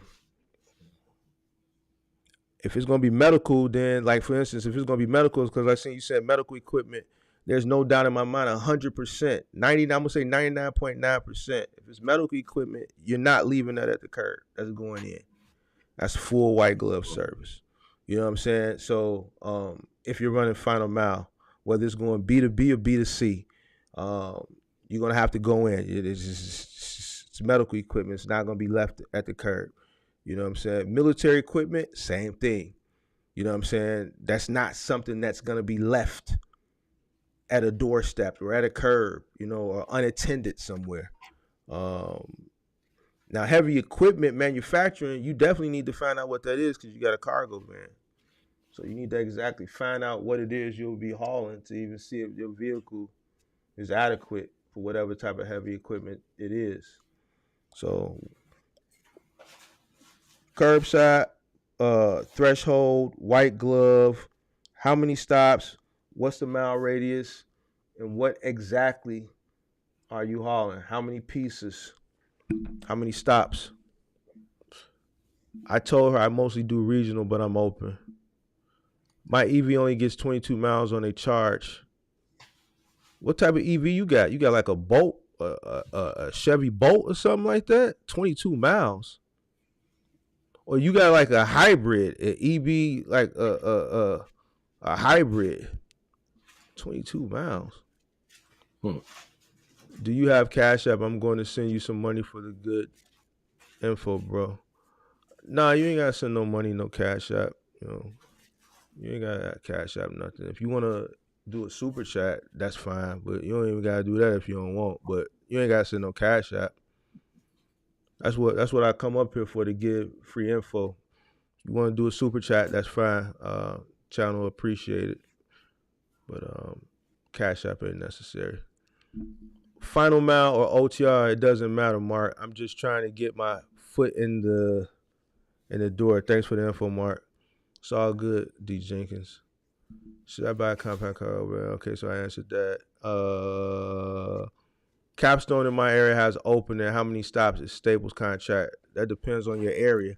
I don't know how many stops it would be in your area. It all depends on the volume that they have out there. But I can tell you on average, Staples and Office Depot is similar. So it could be in upwards of like 65 stops. 65, 70 stops. I know routes that I've had for Office Depot, I've had as high as 65, 70 stops. So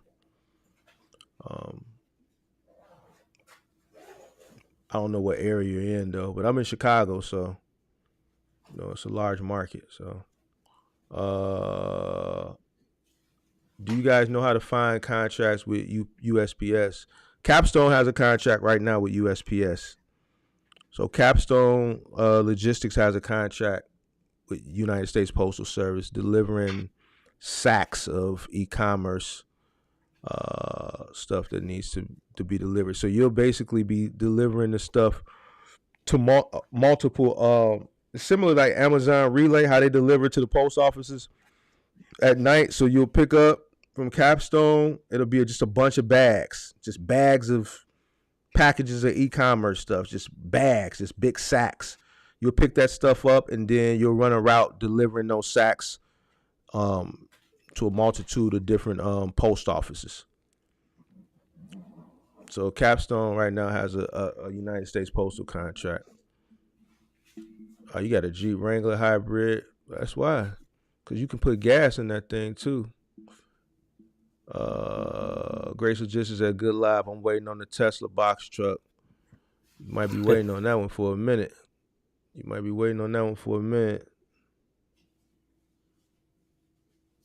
So, which means try to get in contact with Capstone.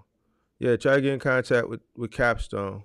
I actually got some numbers I can hit you up. Just hit me in the DM and I'll DM you some recruiters' numbers.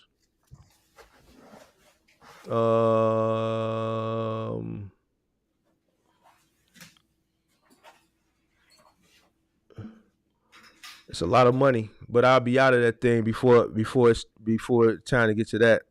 It's a lot. It's a lot of money. But I'm not gonna be in it when it comes to that time. So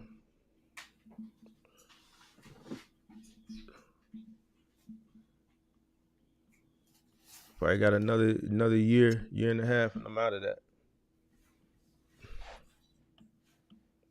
Right.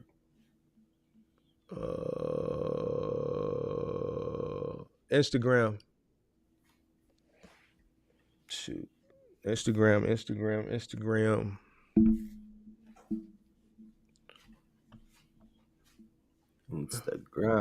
Yeah, Instagram.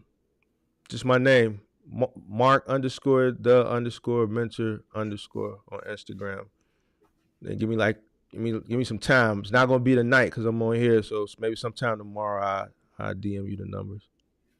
What market are you in? Hey ZD, you in Chicago, right? If you in Chicago, we don't got Capstone here. We got it downstate, but not up here.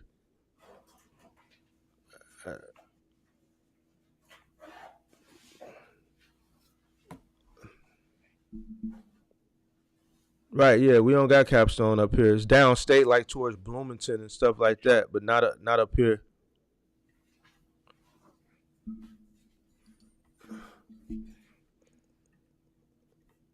My Instagram is Mark_the_mentor_ on Instagram. Mark_the_mentor. I'll put it in the chat. Just search that, just like that on Instagram.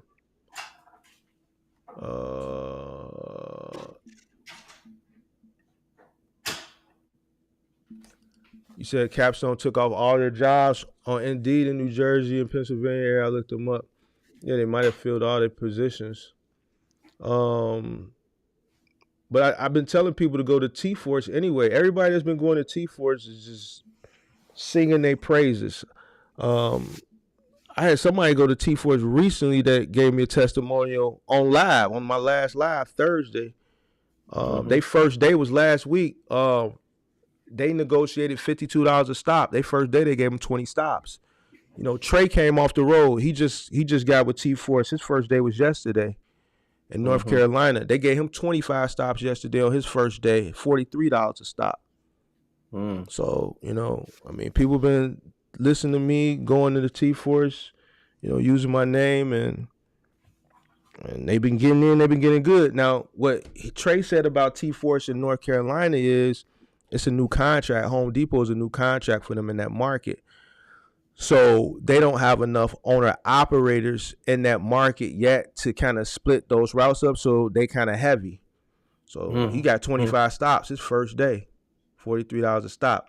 I forget where somebody came into my live the other day that said they listened to me and they went, I damn, I forget what market, but they had $52 a stop. So yeah, man. So yeah, but that's with a box truck, ZD. Gotta have a box truck. I think you got a cargo van. Right. Guys, I'm trying an Amazon contract this week. It's actually been horrible. Fuel surcharge really helps pay. Yeah, I don't. Yeah, I don't know about Amazon. Like, I try not to.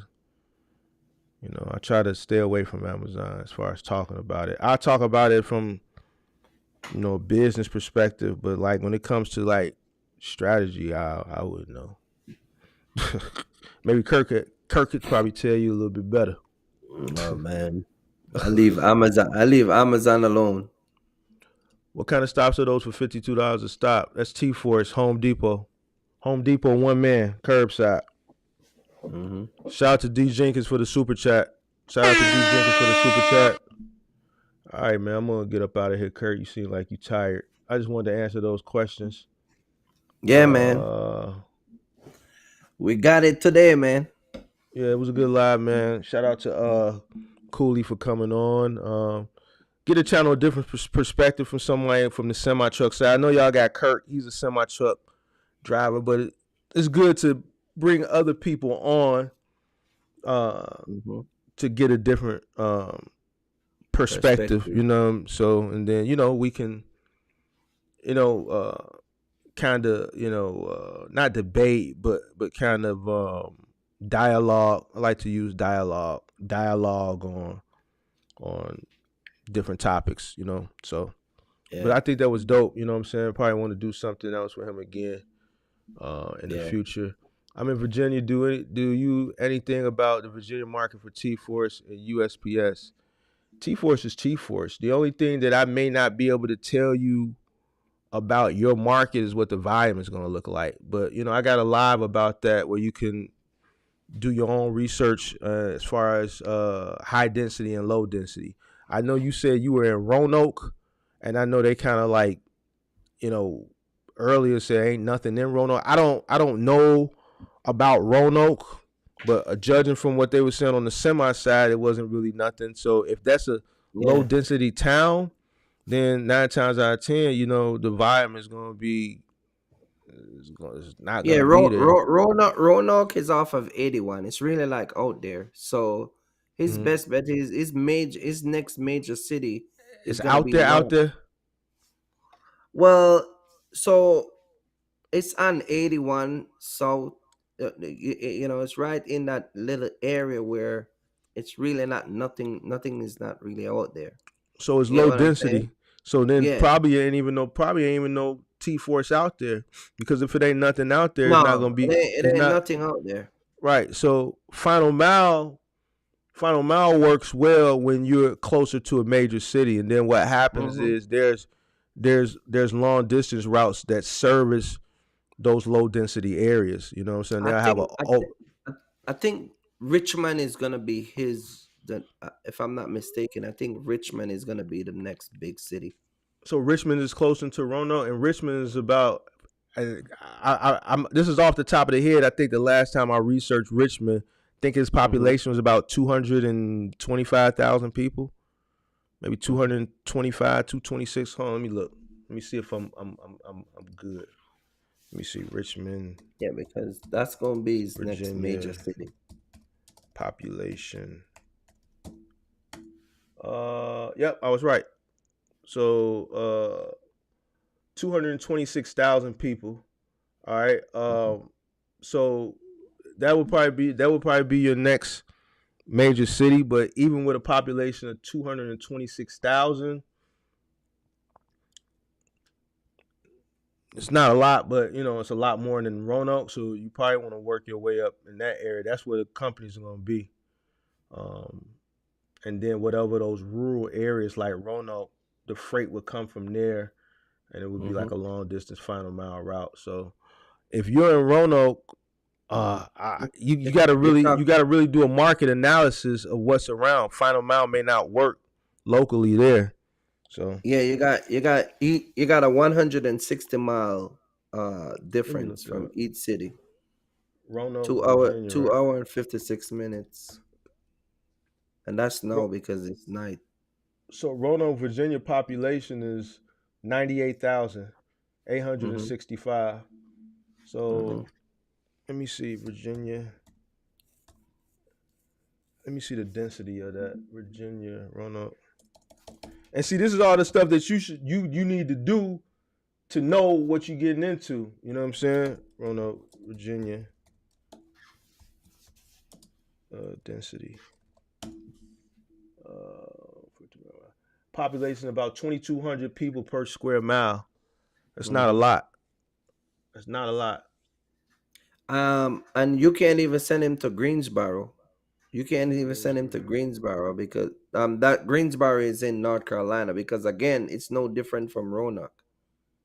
The next major city is gonna be down in Charlotte. You get what I'm saying?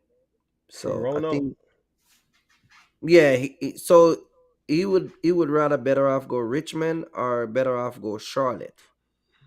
You get what I'm saying? But he's a Richmond guy, so it's better he just go to Richmond, Uh, Virginia. You get what I'm T saying? Force, T Force, Roanoke. It's a T Force in Roanoke, but where they gonna send them? You know what I'm saying? So what I would do Mm-hmm. if I were you, I would go to that T Force. And when I say go to it, I mean go to it. Everybody that listens to me and goes, they're running, making $52 a stop, $43 a stop. The people that sit and go apply online, they still sitting.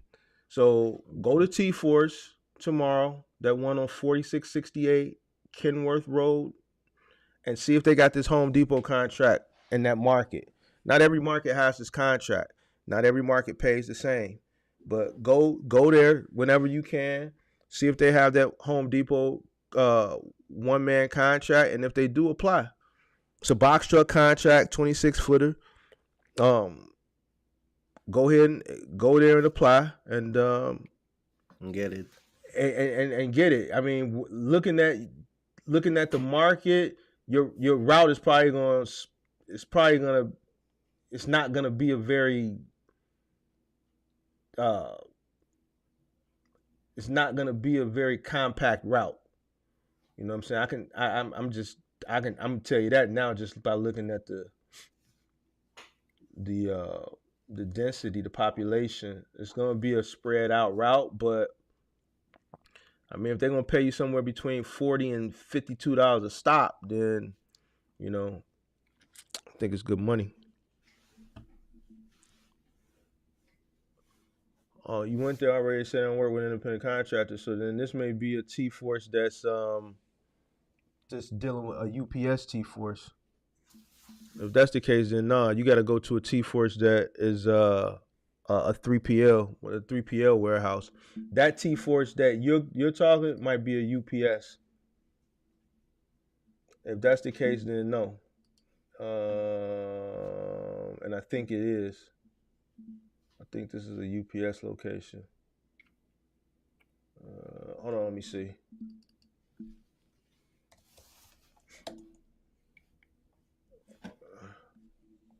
Man, you got me doing your market analysis for you, man. You know what I'm saying?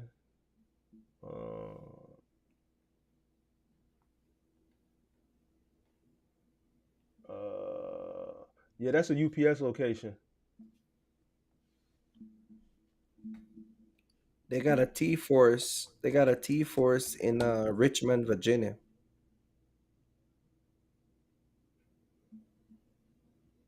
They got a T Force in Richmond, Virginia.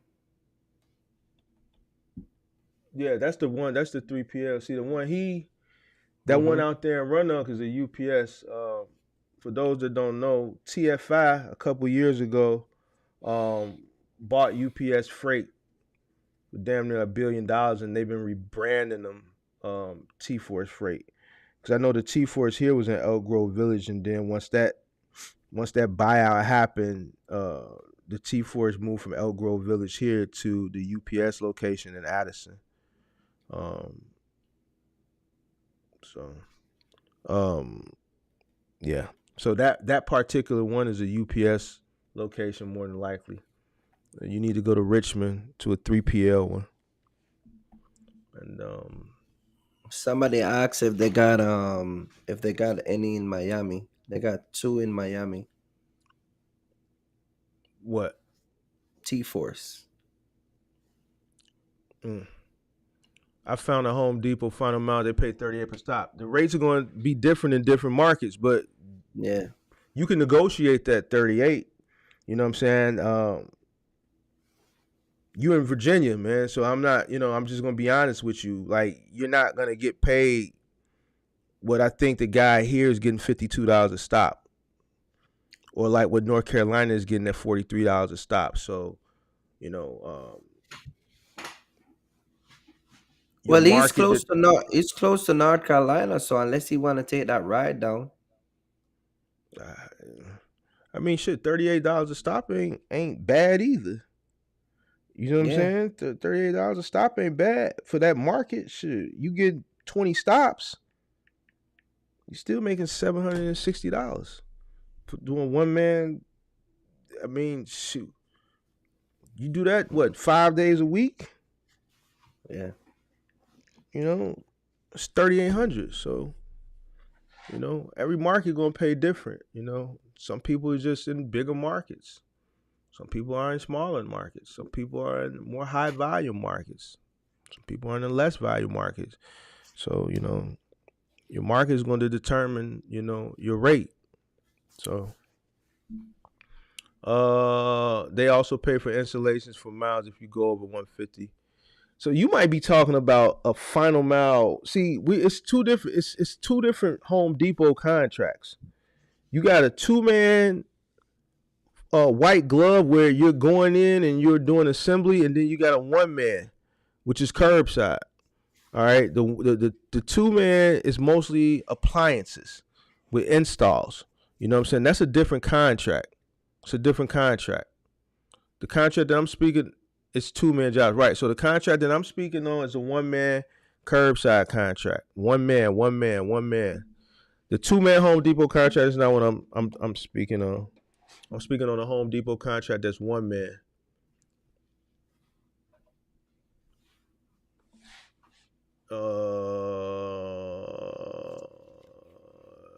Do you have to go? Do you have a go-to list of contracts to use when hiring drivers? Scaling up soon and trying to get a onboarding packet together. You need to create um uh an employee handbook, and you need to, if you want to do contracts, the easiest way to do contracts, get a subscription with Rocket Lawyer. Get a subscription with Rocket Lawyer, and then you can do your own contracts. Um,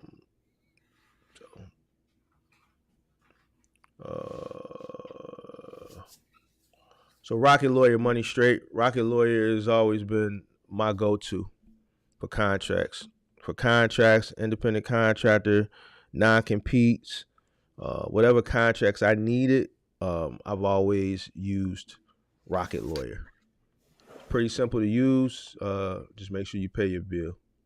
And you don't have to print this stuff with Rocket Lawyer. You could do digital contracts where you could create the contract and you can send it straight to their email, and they can DocuSign it, from their phone with their finger and send it back to you, and it's saved in the cloud, so you don't have to waste time or money printing with ink and paper and all that stuff. You could do it digital. And they can, DocuSign it or e-sign it, because they have their own network. It's not DocuSign. You can e-sign it, and they send it right back to you, and you can store it right there in the cloud. And that's part of what you pay for in your subscription. Yes, appliances is the one that I found. The curbside contract is not easy to find. Yeah, they might not have it in your market, but yeah, appliances. Yep. I would get more like if you're gonna do appliances, I would try to get more like a guarantee. I wouldn't do a stop. If they offer you $38 a stop for appliances, then I wouldn't take it. I wouldn't take it.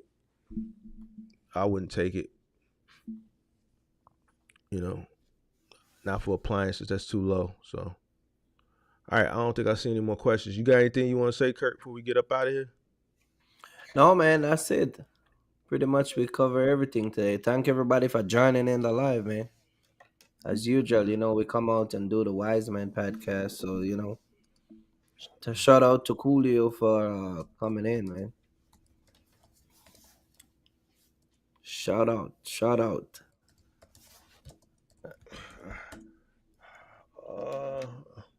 All right, yep. So I guess that's it. All right, I'll be back on Thursday. You'll be back on what you got a show coming up Sunday.